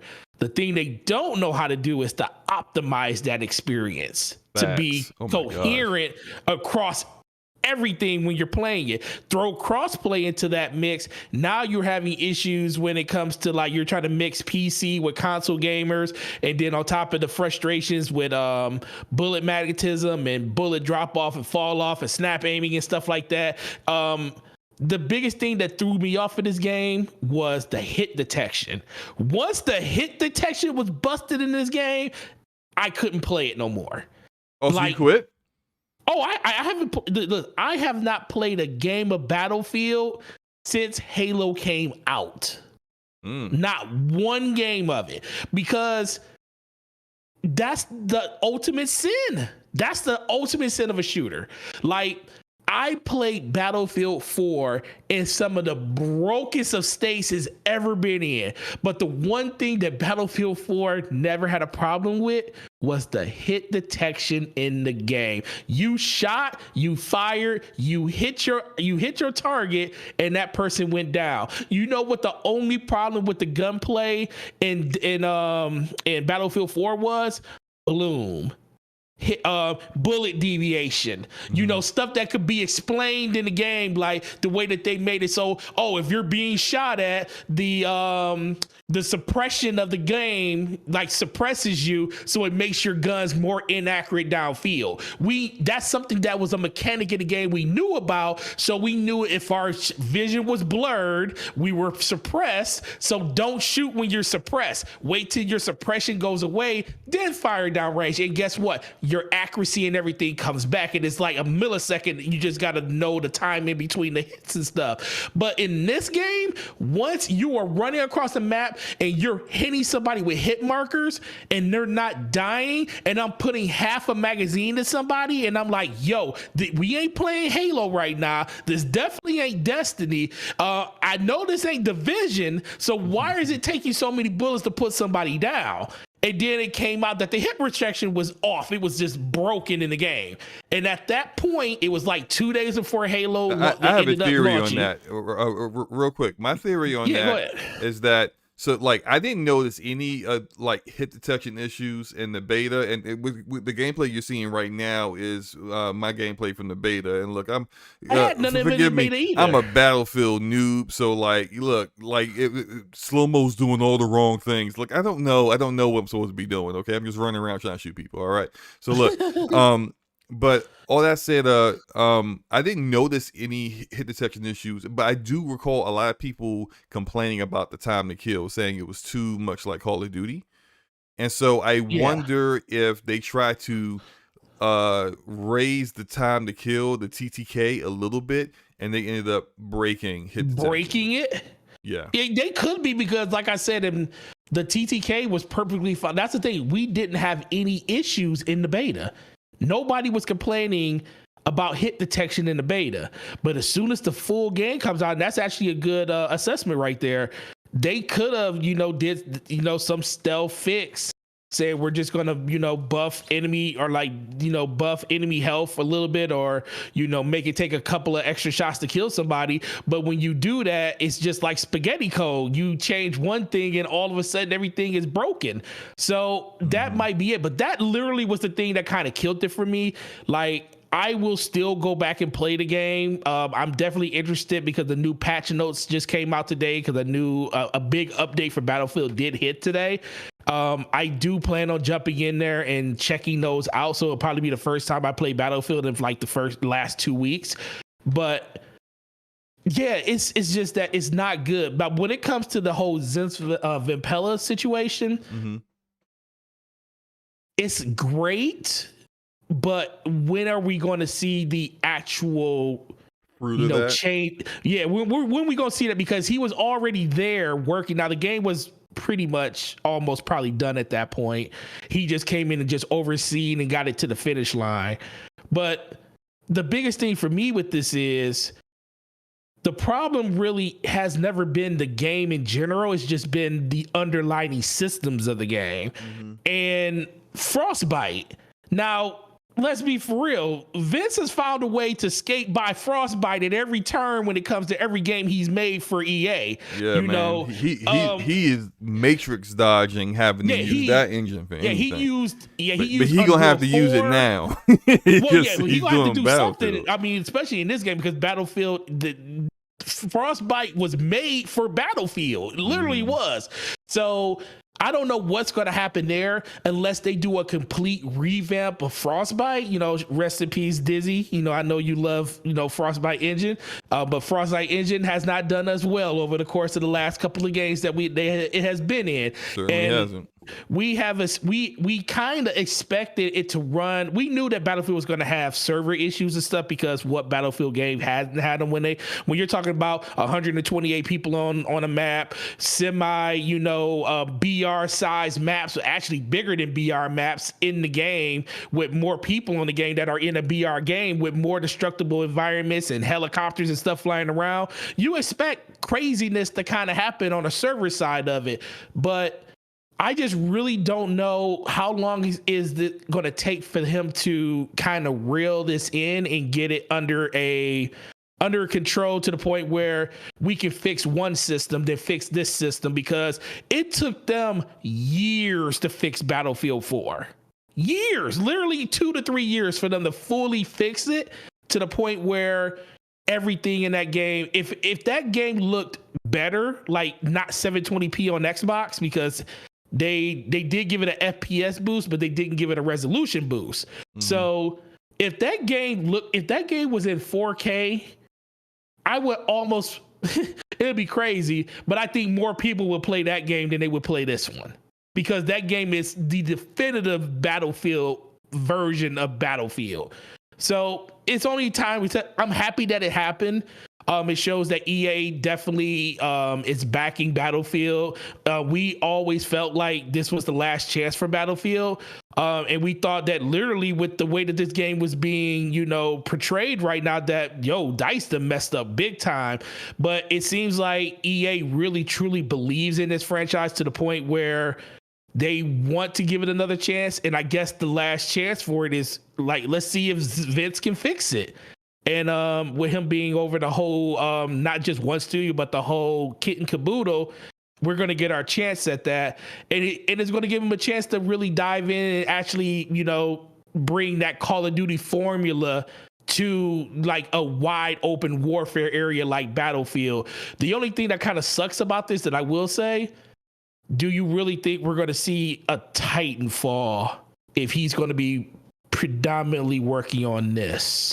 Well, didn't Respawn come out with a statement about Titanfall? Because people they said that they weren't. It was nothing in the works for it, because everything for Titanfall is in the Apex universe now. Yeah. So look, there's not going to be a Titanfall. I don't think there's going to be a Titanfall 3. No. And I think with Vince moving over and pivoting to this, not saying that Respawn couldn't give us an experience like that, but I do think that the experience now the one thing that really interests me is the single player story side of it, because I do think we will get that in the next Battlefield game. I think they just wanted to get this game out with the multiplayer, because Battlefield has always been about multiplayer ever since its release. They just recently started adding single player to it when it comes to the Bad Company games and stuff. And I say recently, we're talking about the last 12 years, but before that, it was multiplayer only when it first released. So people kind of forget that, but I am interested in the single player side of it, because the one thing that people, if you haven't played Titanfall 2, literally one of the best first person shooter campaigns you will ever play is that game. It from beginning to end is one of the most cohesive stories and most thrilling and exhilarating stories you will play in a first person shooter. So knowing that Vince was behind that and seeing that he can actually ramp that up even more in a Battlefield sense, where he has pretty much unlimited money, because if they're willing to turn over everything to him, they're basically telling him like, you got a blank check for this game. We want to see what you can do with it before we pretty much dump this game in general. So I'm really interested in seeing what he does on that end more than actually the single player. I mean, the multiplayer. You know, you bringing up Titanfall 2. Like Optimus in the chat asked me when am I streaming for lunchtime with slow-mo tomorrow, and if I actually have the opportunity to do it, because that's always like work permitted, whether I'm able to do it or not, for my lunchtime. But if work permitted, if I can do it, I wonder if I might go back to Titanfall 2 and play that again. Just because I haven't played that since I've never played it on PC, which would be of course the best place to play it. And but I did play it on Xbox back when it came out. So I think I might do that. I'm kind of leaning towards that. I'll probably need to go ahead and install it today. I mean, I don't need to install it tonight. I can install it whenever, but I'll figure it out. I'll figure it out. But I do agree with you, Vince taking over. Vince, I mean, he's not coding out here. He's not writing the stories. He's not doing all the minor things, but he clearly knows how to run a studio. He clearly knows how to make sure a game is ready and make all the right business decisions and keep the suits out of game development, which is something that's in short supply in the gaming industry. Is keeping the finance people, the business makers, keeping them out of the creative side of things, because all they care about is money, and they don't really care about making great games. They just care about making something that's going to sell. And Vince seems to have this uncanny ability to not only make games that are extremely high quality, but also games that satisfy the suits as well. So I think that give him maybe 2 or 3 years, and we'll start to see the fruit of this move really start to take hold. And hopefully for Marcus Leto, that he can hit his stride and kind of recover off of that V1 Interactive foolishness and get back to making good content again. So the question, do you think, okay, knowing this about Battlefield, do you think this is just all early, just thinking about the situation? Do you think they stick with after this iteration of Battlefield, do you think they stick with the specialist classes, or they go back to traditional? I think they'll go back. Or do you think they need to go back to traditional? I think they need to go back to traditional, and I think they will go back to traditional. I also think that the very next Battlefield that you see will be free to play. It needs to be. Yeah.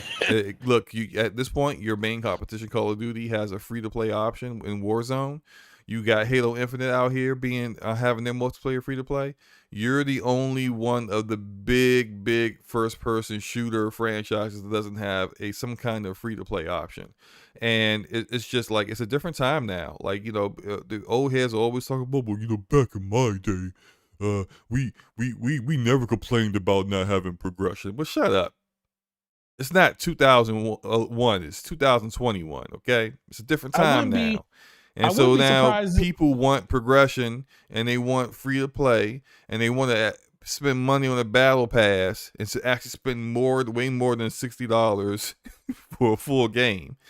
And that's how they want to spend their money. So you need to cater towards that, and cater towards that format and that model than the traditional model. And they're going to need to make that adjustment. And based off of the comments I saw in that article from GameSpot, not GameStop, but GameSpot, that seems to be something that has at least been in the discussion and might likely end up becoming something that might happen in the future. Go ahead, man. I think the short term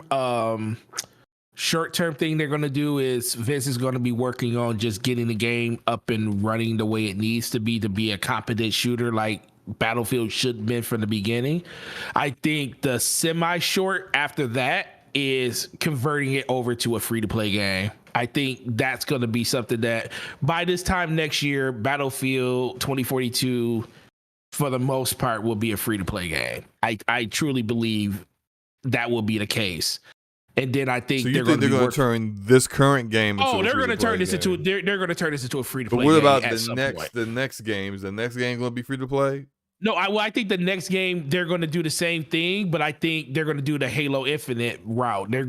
I think a lot of people are going to really take a lot of pages from what Halo Infinite does, depending on how, it's kind of skewed because it's in Game Pass too, and people with Game Pass subscriptions have unlimited access to it as much as they want.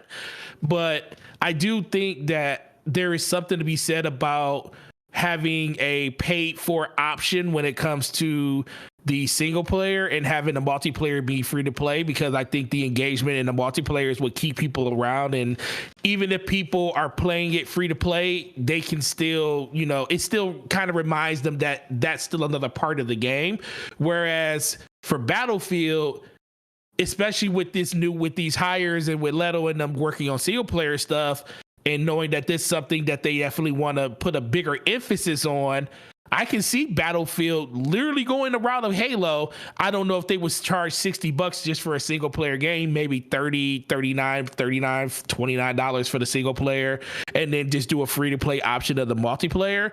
But I do think this game that we're playing right now will be free to play by this time next year.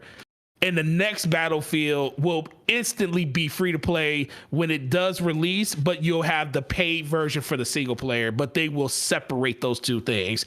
Either they'll do that or they'll have a competent BR by that time. But I don't think Battlefield needs a BR, because I think Battlefield in general is the biggest BR you can have, because it's literally squad based. They don't have to do the 1 versus 100. They can just drop as many squad, just do a squad base and say, hey, 50 squads fighting just like how they do with Hazard Zone, because that's basically their version of BR inside of the game now. Mm-hmm. So I think that's the direction they need to go in. I don't think, as much as people want to have that single adrenaline rush with you just being the one person and you're fighting to the end, that just doesn't feel or fit the Battlefield formula to what Battlefield is. It's always been about team play. So I think that's the direction they need to kind of go in that. So either they're going to build an experience that's just that for the free to play, or they're just going to do a single player, make that paid, and then they're going to give you the single player, the multiplayer free. But I do think the one we're playing right now, a year from now, that thing will be free to play. Man, we'll definitely see. But I do think they're in good hands with Vince. Like I said, Vince. Oh, absolutely. And he'll get the ship righted. But again, these were moves that seem to have been in play before the debacle started with this game, and but the good thing is that that they got a plan, and EA seems to have gotten better when it comes to allowing things to develop without interfering. Like they have had a history of being a lot like Activision when it comes to that in the past. But I kind of feel like that, we've seen it with BioWare, the changes with how they handle BioWare. It looks like they're getting better. So we can move on. We can move on. Yeah, we can move on. Last thing I'll say, the one cool thing that it's just so hard to just root against Battlefield. You can't really do it. The one thing that I love the most, like watching your gameplay right now, you're running through a broken building with all the walls blown out. But like right now, I'm looking at you, looking out the side, and there's craters all over the place. People don't realize those craters were not there at the beginning of the match.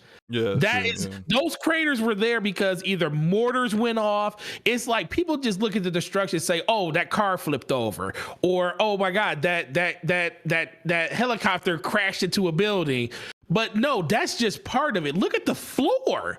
Like literally where mortars and rocket launchers and RPGs hit the ground, there's holes in the floor. And that's the thing that kind of makes Battlefield. It's more that attention to detail that people don't really see. And that's like, look, you're shooting the floor and putting bullets in the floor, and they're staying there. And that's the thing that's why I love. Battlefield. Don't talk about doing that, man. People. Oh.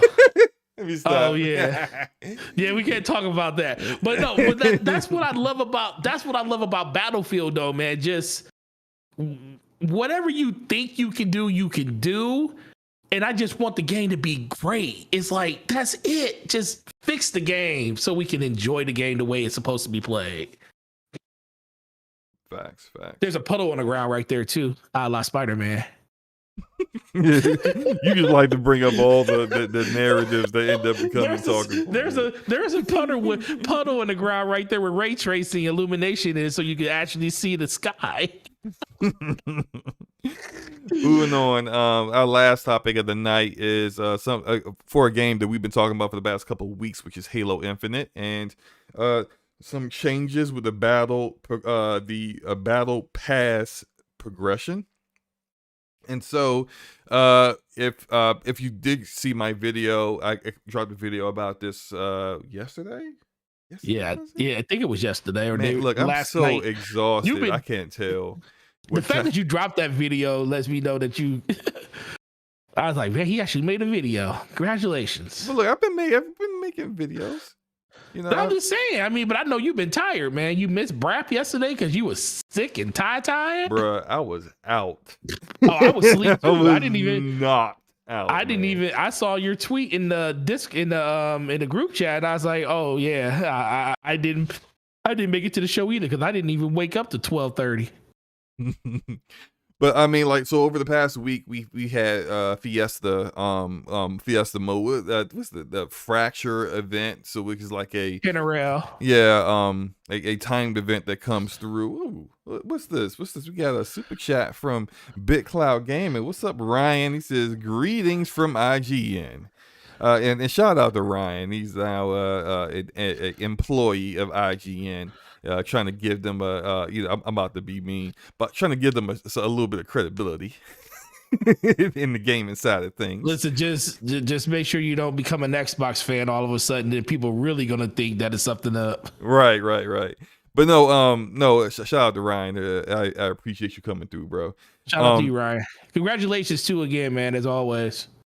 Oh yeah, absolutely. So there was the Fracture event. It's people had some issues with the fact that Fiesta mode is not a mode that you can just choose in the game, but now a timed event that is coming and going on this looks like a monthly basis for like a week. And I've never been a fan of Fiesta. The gameplay you're seeing right now is Fiesta. This is my issue with Fiesta. Okay, they always give me the Covenant pistol, and then like half the other team have rocket launchers, and I'm just like, yeah, it's pretty bad. Can you just just give me the battle rifle one time? Just give me the battle rifle one time. I won't need anything else. You switch your weapons just to see if you have it now? Yeah, I do. I always switch to see what I have. But I almost never ever get the battle rifle. And I'm just like, just give me the battle rifle once, and I will go off, and I'll be good to go. But no, never the battle rifle ever. And it's just like, okay, I see how it is. Like, even though I think I might in this match, I may have got the battle rifle once. I don't remember. I hope you didn't die as soon as you got it. we gonna be laughing at you. If you right? Did. You said you that was actually a great grapple and then hit with the hammer. But yeah, you know I guess that's the fun of Fiesta that people get to, because they also randomize your utility, so you get a lot of like really crazy stuff that happens in the match. That's just pretty cool. Actually, something really crazy about to happen right here. I actually clipped this and put this on Twitter because it was funny. But like this guy's body is about to fly off the screen. Oh Lord! Oh wow! Yeah, it's great. No, like these are some parts of Fiesta that's kind of fun, but then like overall, I'm just not into like not having a set loadout all the time and not being able to choose what I want, and really hoping to scavenge good weapons off of the bodies of your teammates and your enemies in order to get kills, because you keep getting trash weapons. But whatever. So that's what was going on. But the big issues with the battle pass progression have been a subject of a topic that people have been discussing ever since the multiplayer was launched, And 343, I think probably right now has probably made their best attempt to mitigate that issue with the update they came out to it yesterday. And so now, well, the first update they did was they give you 50 experience for every match that you do. So just doing a match gives you 50 experience. But in doing a match, you like each level of this 100 battle pass is 1,000 experience. So that's 20 matches just to get one level. And people still didn't find that good enough. I didn't find that good enough. It definitely wasn't good enough. So what they did now is that, so let's say you jump into Halo Infinite, you jump into the multiplayer, it's your first match of the day. Instead of getting 50 experience, you're now going to get 300 experience. So that's a 600% increase in experience for your first match. And I think it was like for your second and third matches, it's 200. For your fourth and fifth matches, it's 100. And then sixth, maybe it may be 100 for your sixth match as well. And then 50 on your seventh match. And then for the rest of the day, it's 50 experience. I did that, and it actually, it felt good. The increase felt good. I went from like level 31 to 42, and I can see myself like not feeling like I'm forced to do these silly challenges that I don't find fun.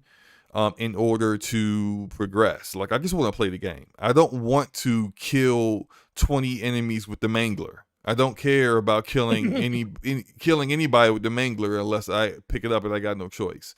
I don't care about killing 10 people with the Hydra. I don't care about scanning, using the enemy sensor to scan 3 or more enemies. Or like the fact that like with these challenges, like they'll have say play a stockpile mission, but it's like, okay, I want to play the stockpile mission, but like I can't choose my playlist, so I don't have the choice to play a stockpile mission, and then I'll be playing all night long trying to get a stockpile mission and not get one. That consistently continues to happen, as if the game knows I'm trying to play a particular mission and to keep me in there, it's intentionally not giving me the missions that I need to play. It's frustrating. If you can't tell by the way I'm speaking, I'm pretty frustrated with it. So like these are little things that need to be adjusted. I've talked a ton in the past 5 minutes. Forte, what do you think about the battle pass progression?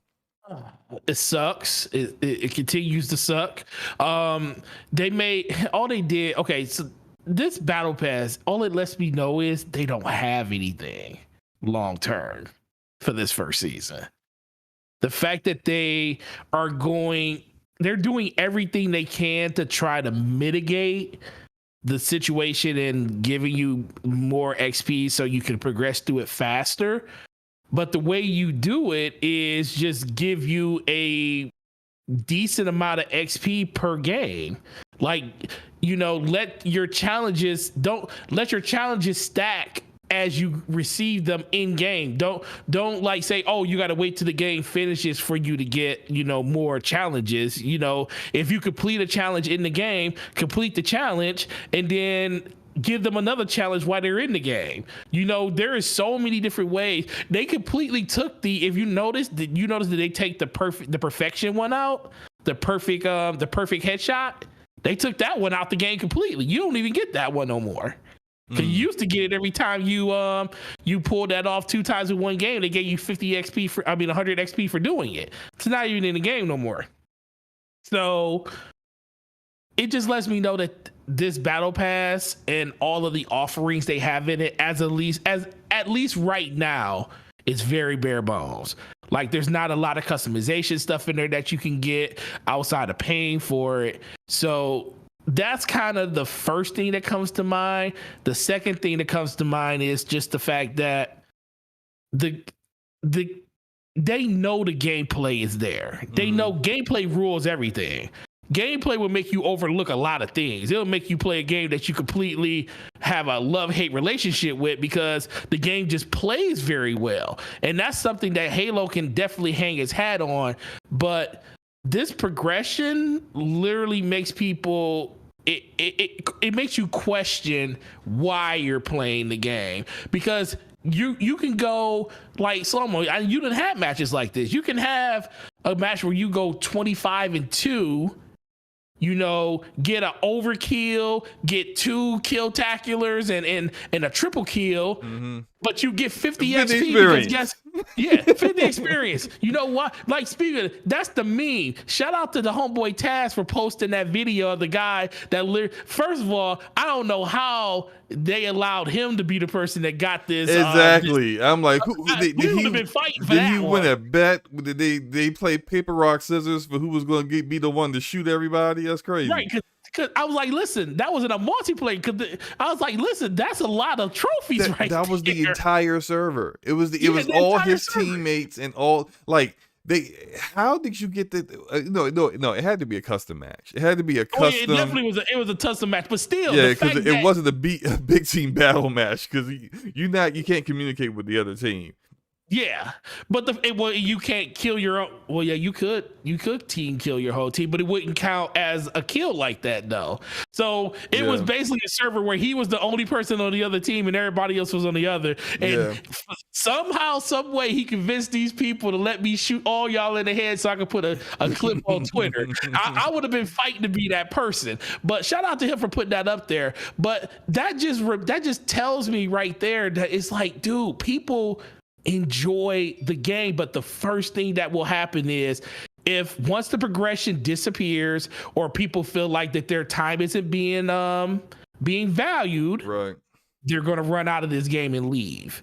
And like, yeah, it's a free-to-play game. People are enjoying it now, but Call of Duty is a free-to-play game. We talk about that all the time. You know, we talk about, you know, all these other games that's coming out. You got February right around the corner. Nobody ever thought that Halo isn't going to be in trouble in November or December, or maybe even January, because a lot of people are going to be just getting their Xboxes, their brand new Xboxes, and they're going to jump in and they're going to see Halo. So they're going to enjoy Halo for December and January. What's going to happen in February, SloMo?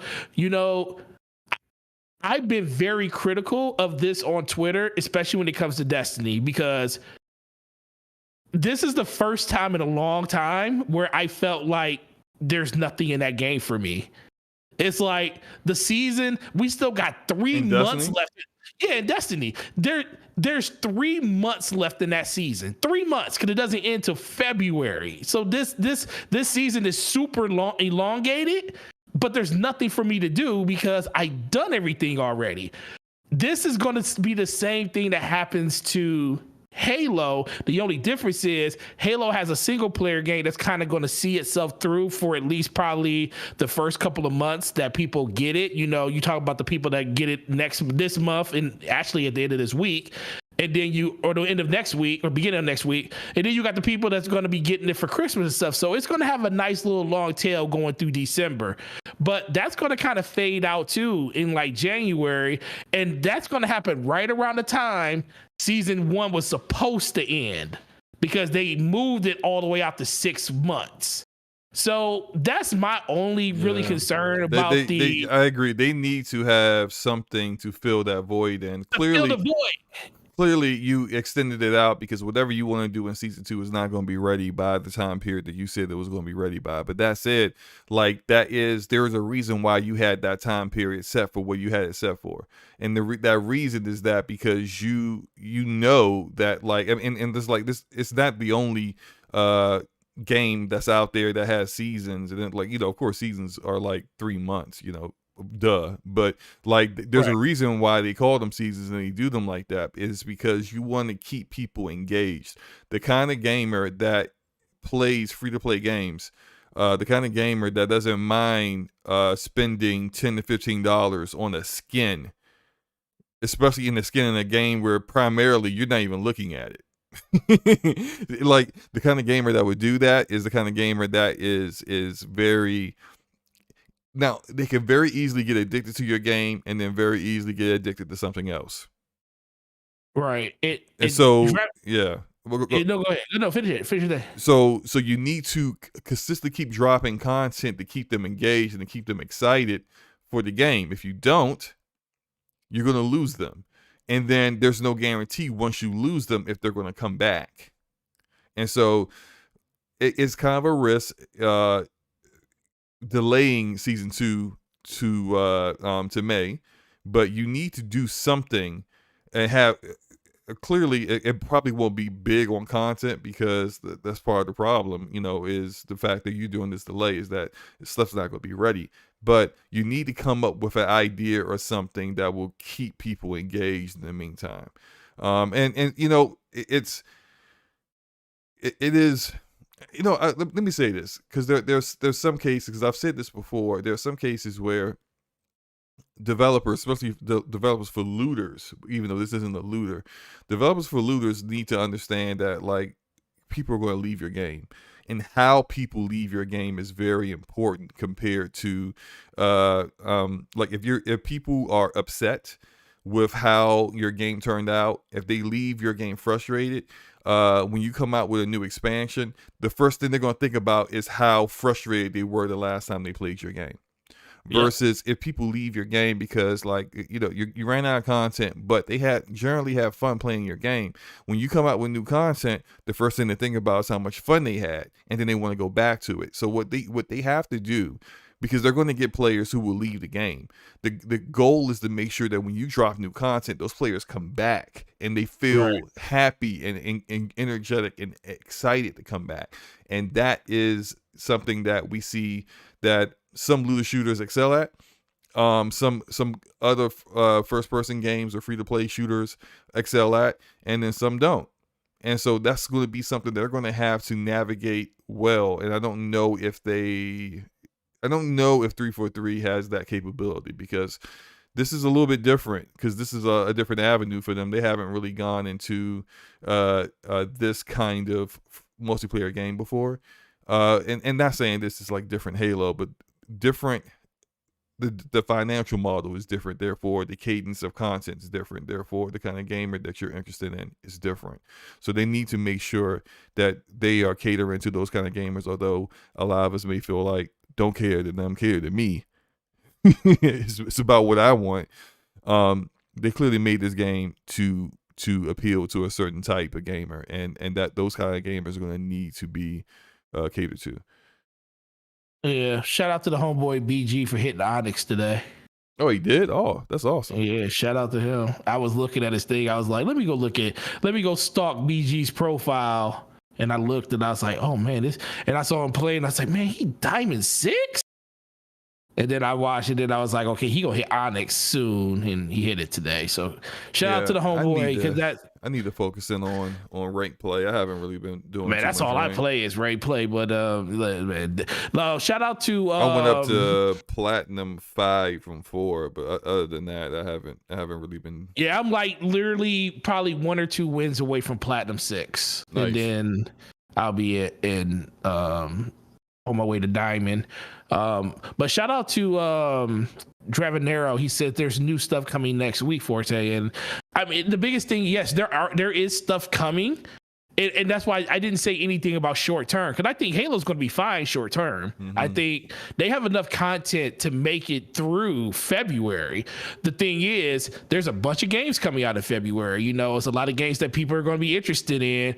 And as much as we love shooters and stuff, shooters aren't the only thing that people play, right. Even on, there's going to be a lot of things that's going to be pulling people's attention away. And if there isn't something substantial for people to jump into, or the season pass or the progression in that is still very, very lackluster, it's a reason for people to leave. Like the only reason I keep bringing up my experience, I played 7 years of Destiny, and there was no end in sight for me. Like, I didn't think Halo was going to be the game that was going to literally take me off. But it was until I started playing that game and I was like, there's more. Like, this is this is far superior than what Destiny has. And I'm like, why am I doing that to myself? Why I keep playing a game that doesn't respect my time or anything like that when it comes to like gaming and stuff? This This is an epiphany that just, you came to all on your own? It was really? Yes, no one told you this information prior? No. Did you see my tweet early? Did you see my tweet early today where I said this 30th anniversary event better be the B's and E's because of the visit? Because right now there's no reason to log into Witch Queen. Now, what I'm saying is that people told you, and when I say people, I mean me, myself, SloMoBackSlap. Who cares? Okay. I care, and you should care because if you were listening to me, you would have came to this realization a long time ago. No, because there was nothing there was nothing good enough for me to want to play that literally stroked the fire that the Crucible was stroking in Destiny. Destiny's Crucible is Splitgate's multiplayer is better than the Crucible. Yes, it is. Yes, it's you know not. What? It is. It's okay. Then why don't you play it anymore? Because Halo Infinite is better than Splitgate. Yeah, and Halo Infinite's multiplayer is better than Destiny's multiplayer, but it's definitely. I mean, that goes without saying. Oh yeah, I agree with that 100%. I'm still married to the game. I'm just cheating right now. But I might be cheating very, very long term, at least until February. That's what I'm saying. But that's the thing for me. It's like Halo, they have everybody's attention right now. Everybody's attention is on Halo.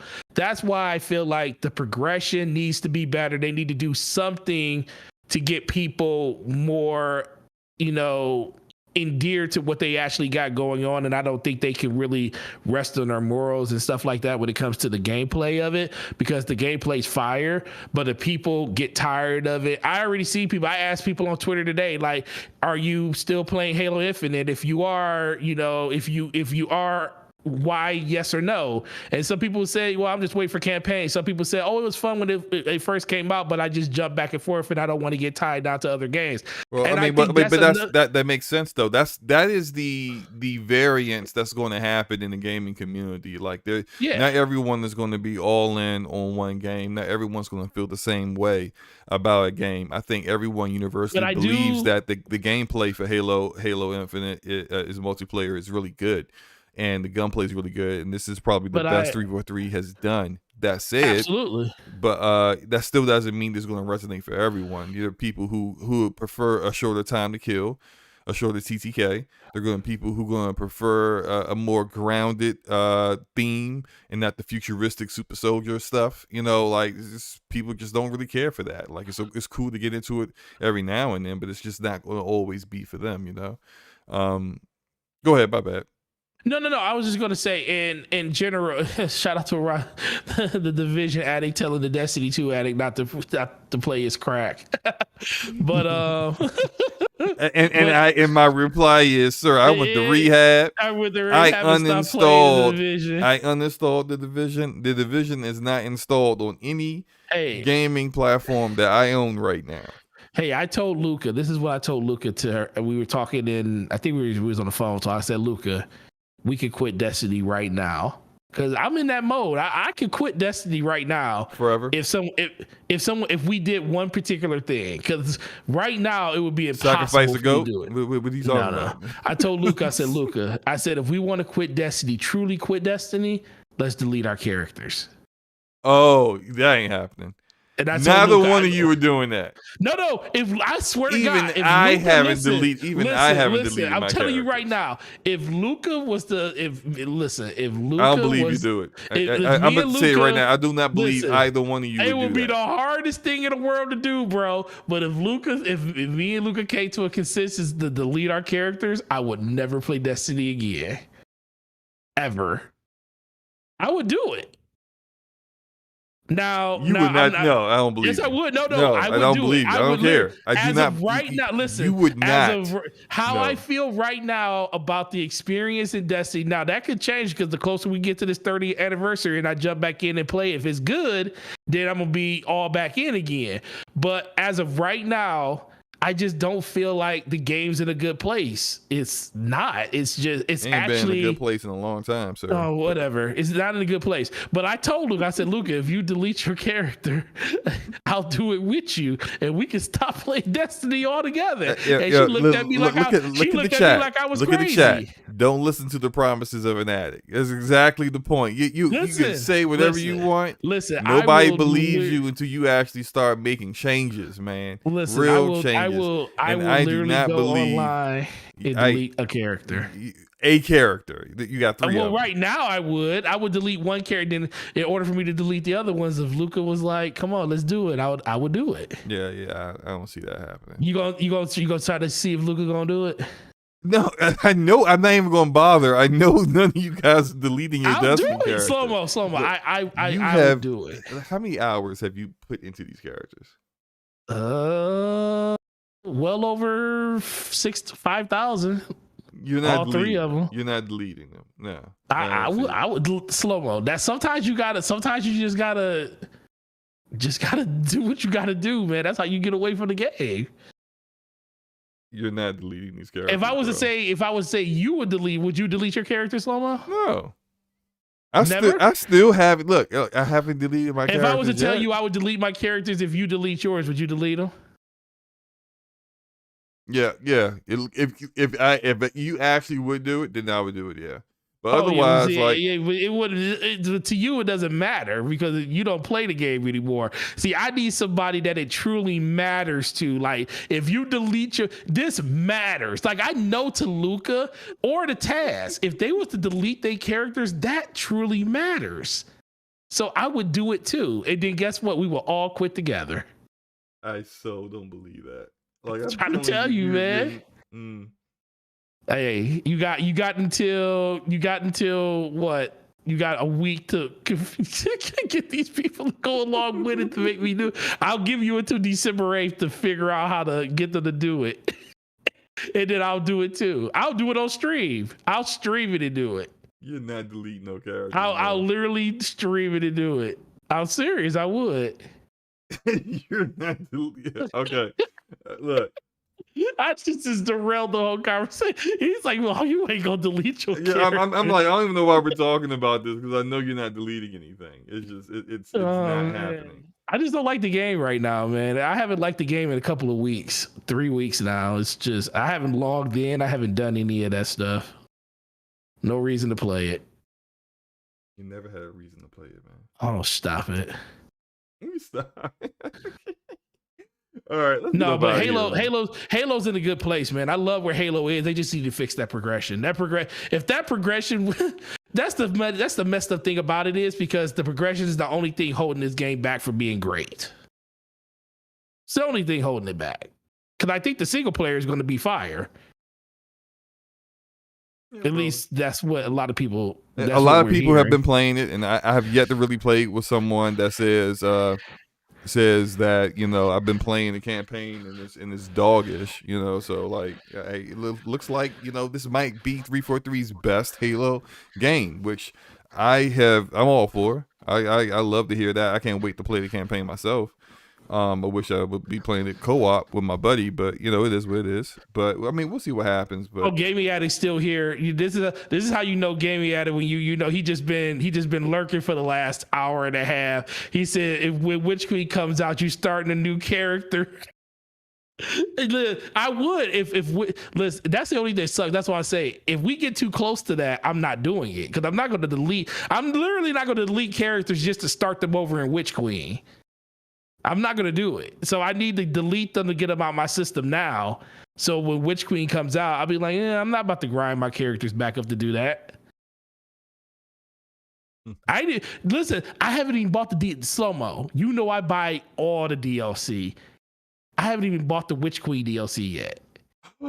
Really? I haven't bought the 30th anniversary stuff yet. I haven't bought any of that stuff yet, SloMo. None of it. Oh, wow. I haven't bought anything yet. I'm serious. Yeah, you're going to buy it. Like you act like this is like an accomplishment. I didn't spend listen, my money yet, SloMo. SloMo. You're going to spend your money. SloMo, do you realize when they announced Beyond Light, the last big expansion when they announced it, I bought that They announced it in May. I bought it in May. The DLC didn't come out to December. I literally paid for it in May. They announced the 30th anniversary stuff back in August, and I still haven't bought that. I just haven't. I'm waiting. I have to see what they're doing with the game first, man. The game just isn't in a good place for me. I mean, okay. I feel like I've heard all this before, and then no, not from me. You haven't, man. I've heard it from you addicts before. Okay, not gaming addict in the chat, but you Destiny addicts. They always act like you're. I'm done. I'm done with this. You know, Bungie's. They never listen to us. Wait. They never listen to anything that we want. Okay, all right. You're just gonna deal with it. It's all right. Wait. Erotimus says he didn't buy it yet because he knows it's coming to Game Pass. Probably is the truth. It probably is the truth. It might hit Game Pass, and I'll be like, guess what? I ain't even gotta buy it. And Gamey Addy said, "You buying it, facts." Yeah, he's buying it. I'm like, I'm not entertaining this nonsense. Like I'm trying to tell you, if SloMo got to December 8th to get either Luca or Taz to delete their characters with me. If they delete their characters, I will delete mine. He got to December 8th. This is like a non-starter because I know you already know they're not deleting their character, so this is not a risk for you whatsoever. Like it you can say, it's how not. did they say they do? I just said you got to. I didn't say you got to get both. I just said you got to get one. They're not deleting their character. So I'm not even. Are you? Wait a minute. Hold up. First of all, SloMo gonna go into the DMs probably after the show. Like, man, Forte throwing y'all on the bus, trying to get y'all to delete your characters.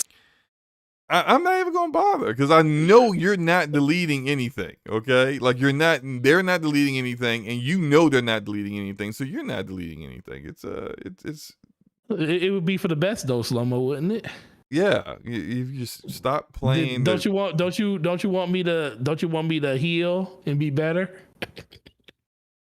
This is what addicts do. They try to appeal to your empathy. They try to get you to, it doesn't work for me though. Kurtopsy, Forte's making a new character quick to delete only the one instead of deleting his true ones. But you only get a maximum 3, right? It's only a maximum 3 characters. Yeah, correct? but I can move all my, like, let's say I can move. Oh, look at you coming up with excuses already. I can move all, I can like make another hunter. I can delete my warlock, move all his gear to my other characters, delete them, make a hunter, and then delete the extra hunter, and then just make another warlock and give them all the gear back. I could. It's ways to do it, but I would literally delete it where when you boot up the game, the character screen wouldn't even show a character no more. It would just say create a character, because that's when you know all of their characters are gone when you boot it up and you see their gamer tag with no characters. Okay, that's so like, oh man, what happened? And that means like your vault's gone, everything, so you can't. That means everything's gone. Like if you delete all 3 characters, the vault disappears too. Everything disappears. As long as you keep one character, you can keep all of your gear. Now you lose all the progression of those characters. Like the hardest one for me will be the last one. If I did do this, the hardest one would be my hunter. Let's end the hunter would be the Why hard are we entertaining this? You're not deleting anything. Because I'm trying to get you to, go along with me. I'm not bothering because you're not deleting anything. Listen, what's up, Fun Speculation? What's up, Math? No, Addict knows that I would do this because that's why he keeps saying you will just 100% start over. He knows I would literally delete these characters. I will. I would for the satisfaction of saying that I would do it. Is if I can get Luca and Taz to do it with me, because that's the funny thing. If Luca and Taz delete their, Taz ain't gonna do it. I know. I'm gonna tell you why you're even making this suggestion. Why am I making a suggestion? Tell me. You're only going to do it if they do it too, because then you'll have someone to grind all the way back up with. Because if you did it by yourself, you would be like these other guys that try to get back into Destiny and no one wants to help them. So you would have no one to play it with. So that's the reason why you keep saying, well, I'll do it if they'll do it, because you're only going to do it if you have, because you know you're going to play it again. So that's the only way that you're doing it. That's actually a good observation. I don't know if that's the truth. That is absolutely that's a really the truth. That's You a know really it good is, one. and the entire chat knows it is. All right, we're getting out of here, man. Great show, guys. Absolutely great show. Once again, as I said before, I just want to say one more time, the GoFundMe's for DemiGodReviews' family and for Optimus Code. I'm going to post those in the chat one more time, just to bring awareness and for hopefully people to support and help these people out, help the family for Demi out, who unfortunately passed away over the past week, and help out Optimus Code, who has been unwell, and he's trying to recover and get himself back to 100%. And he's unable to work. So, we want to make sure that, the people in this community are as doing as well as we can possibly, make them. So do what you can, do what you can, and really appreciate anybody that's able to support. Forte, let everyone know what you got going for the next week, man. Oh my God. First of all, Optimus, he comes up with a good, but he says that could be our bet for November NPD. Numbers, I will delete my Destiny characters if I lose. You can delete your Destiny characters if you lose as well. Sir, you have no skin in this game for me to delete my characters off of that bet. Because like I said, if it was just Black Friday, I would be 100% certain that Nintendo will win, but for the whole entire month, it's kind of iffy because no one really knows what the true stock of the S was, because they do sell them online on top of in retailers. Same thing with the Nintendo. So that one, it's kind of a push. So I wouldn't be safe deleting my characters knowing that, especially if it was you, because you don't even care about Destiny no more. So you deleting your characters means nothing to me. But Gaming Forte everywhere, it's YouTube, Twitter, Xbox Live, PlayStation. I got a couple videos in the work, some Halo stuff in the work, things that I want to see better in Destiny, that conversation. And then on top of that, just DPS next week on my channel. And truly appreciate all you guys. And make sure you, like you said, SloMo said, go support the GoFundMes if you can. Even if you can't, just share them on social media. That's always, that helps more than you know. And I hope you guys have a very, very great and productive week and enjoy Halo Infinite when it comes out in the next 6 days. Yep, just 6 days to go. Great show, bud. Great show, man. You guys can find me on Twitch, Twitter, and this channel, all under the same name. Tomorrow, lunchtime with SloMo. I think I'm leaning towards playing Titanfall 2's campaign. What time you talk about going on live? I usually do it anywhere between 11 to noonish. Which if you jump on like at 11, I'll jump in there with you and talk, because I don't have to be to work till 1 tomorrow. Oh, bet. All right, so that I'll try to shoot for that time. It all kind of depends with with work and how things are. Yeah, with work. But Addict said in the chat, what if I delete mine? Which is also another thing that's never going to happen. Addict's not deleting his character. He's not going to delete his characters. First of all, his characters. Y'all Destiny crackheads, man. I tell y'all really be thinking people going to No, but listen. What if I stop smoking rocks? Like, you're not. Listen, so let me tell you, I'm gonna get a criteria on why I can't go off of like Optimus or Addict's characters.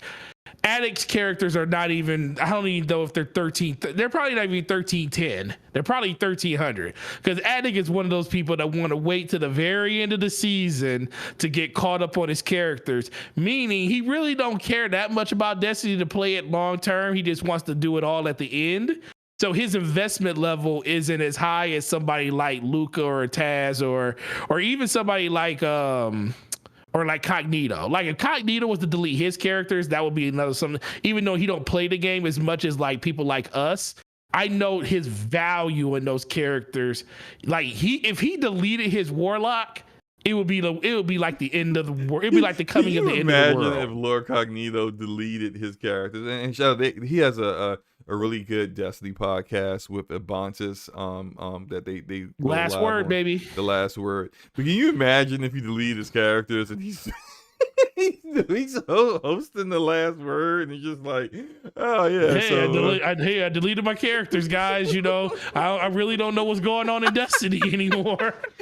What's happening? I don't know. I don't play. I got no characters.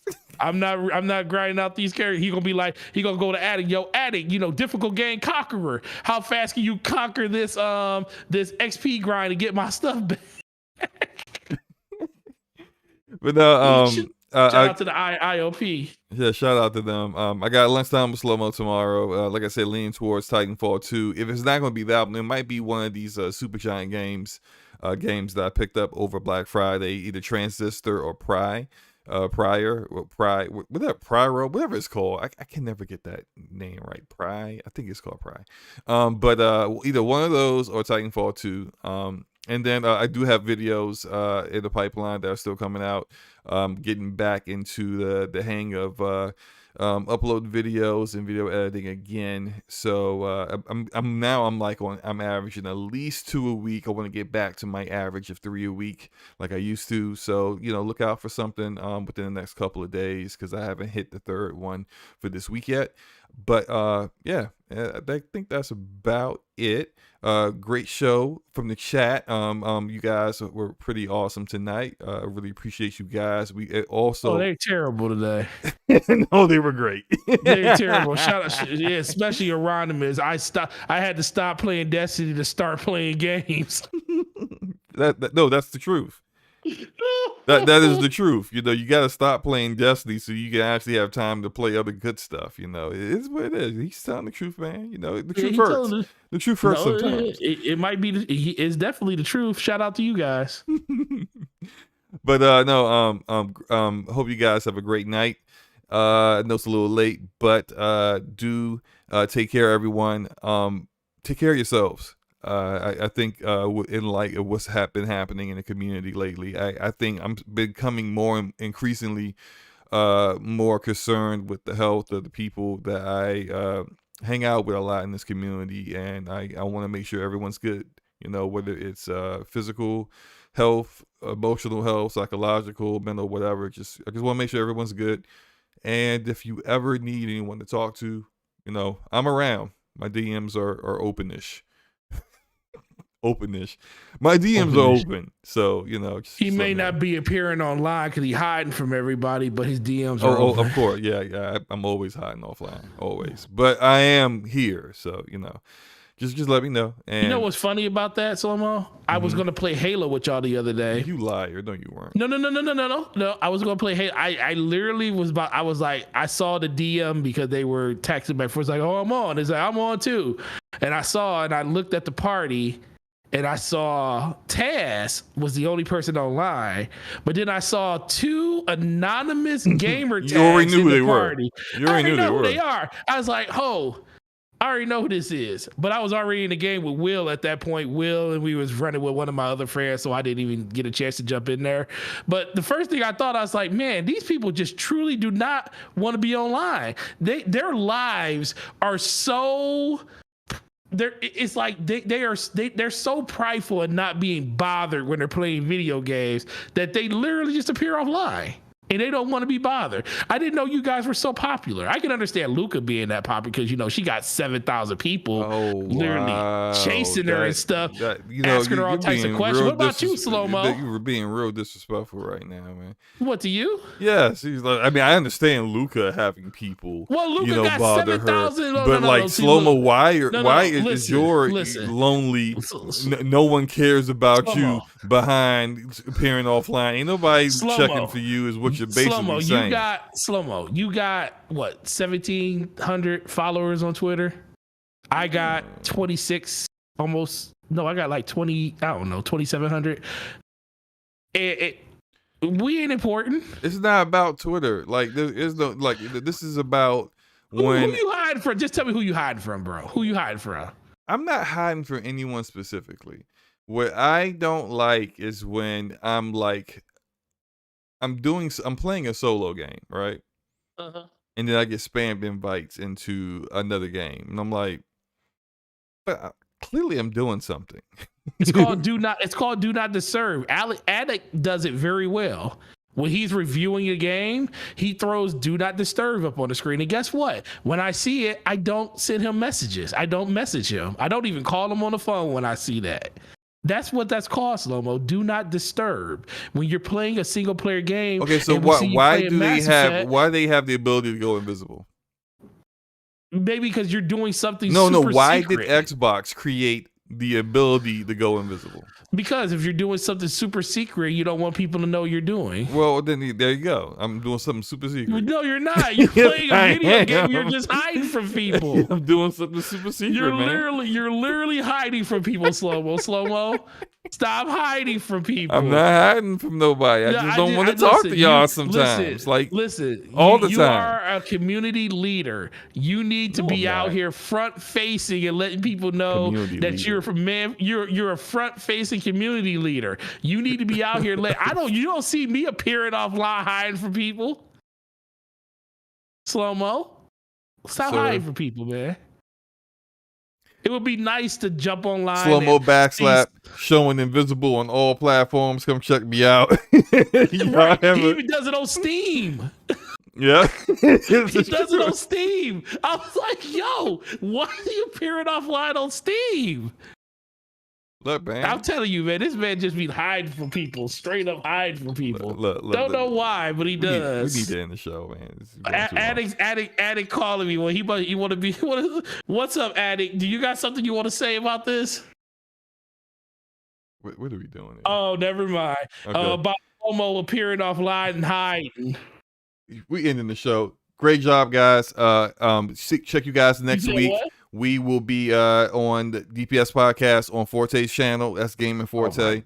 Same time, Thursday, 9 p.m. Eastern. And we out. Have a great night, guys. Peace. You would lose more than I would, but let's not act like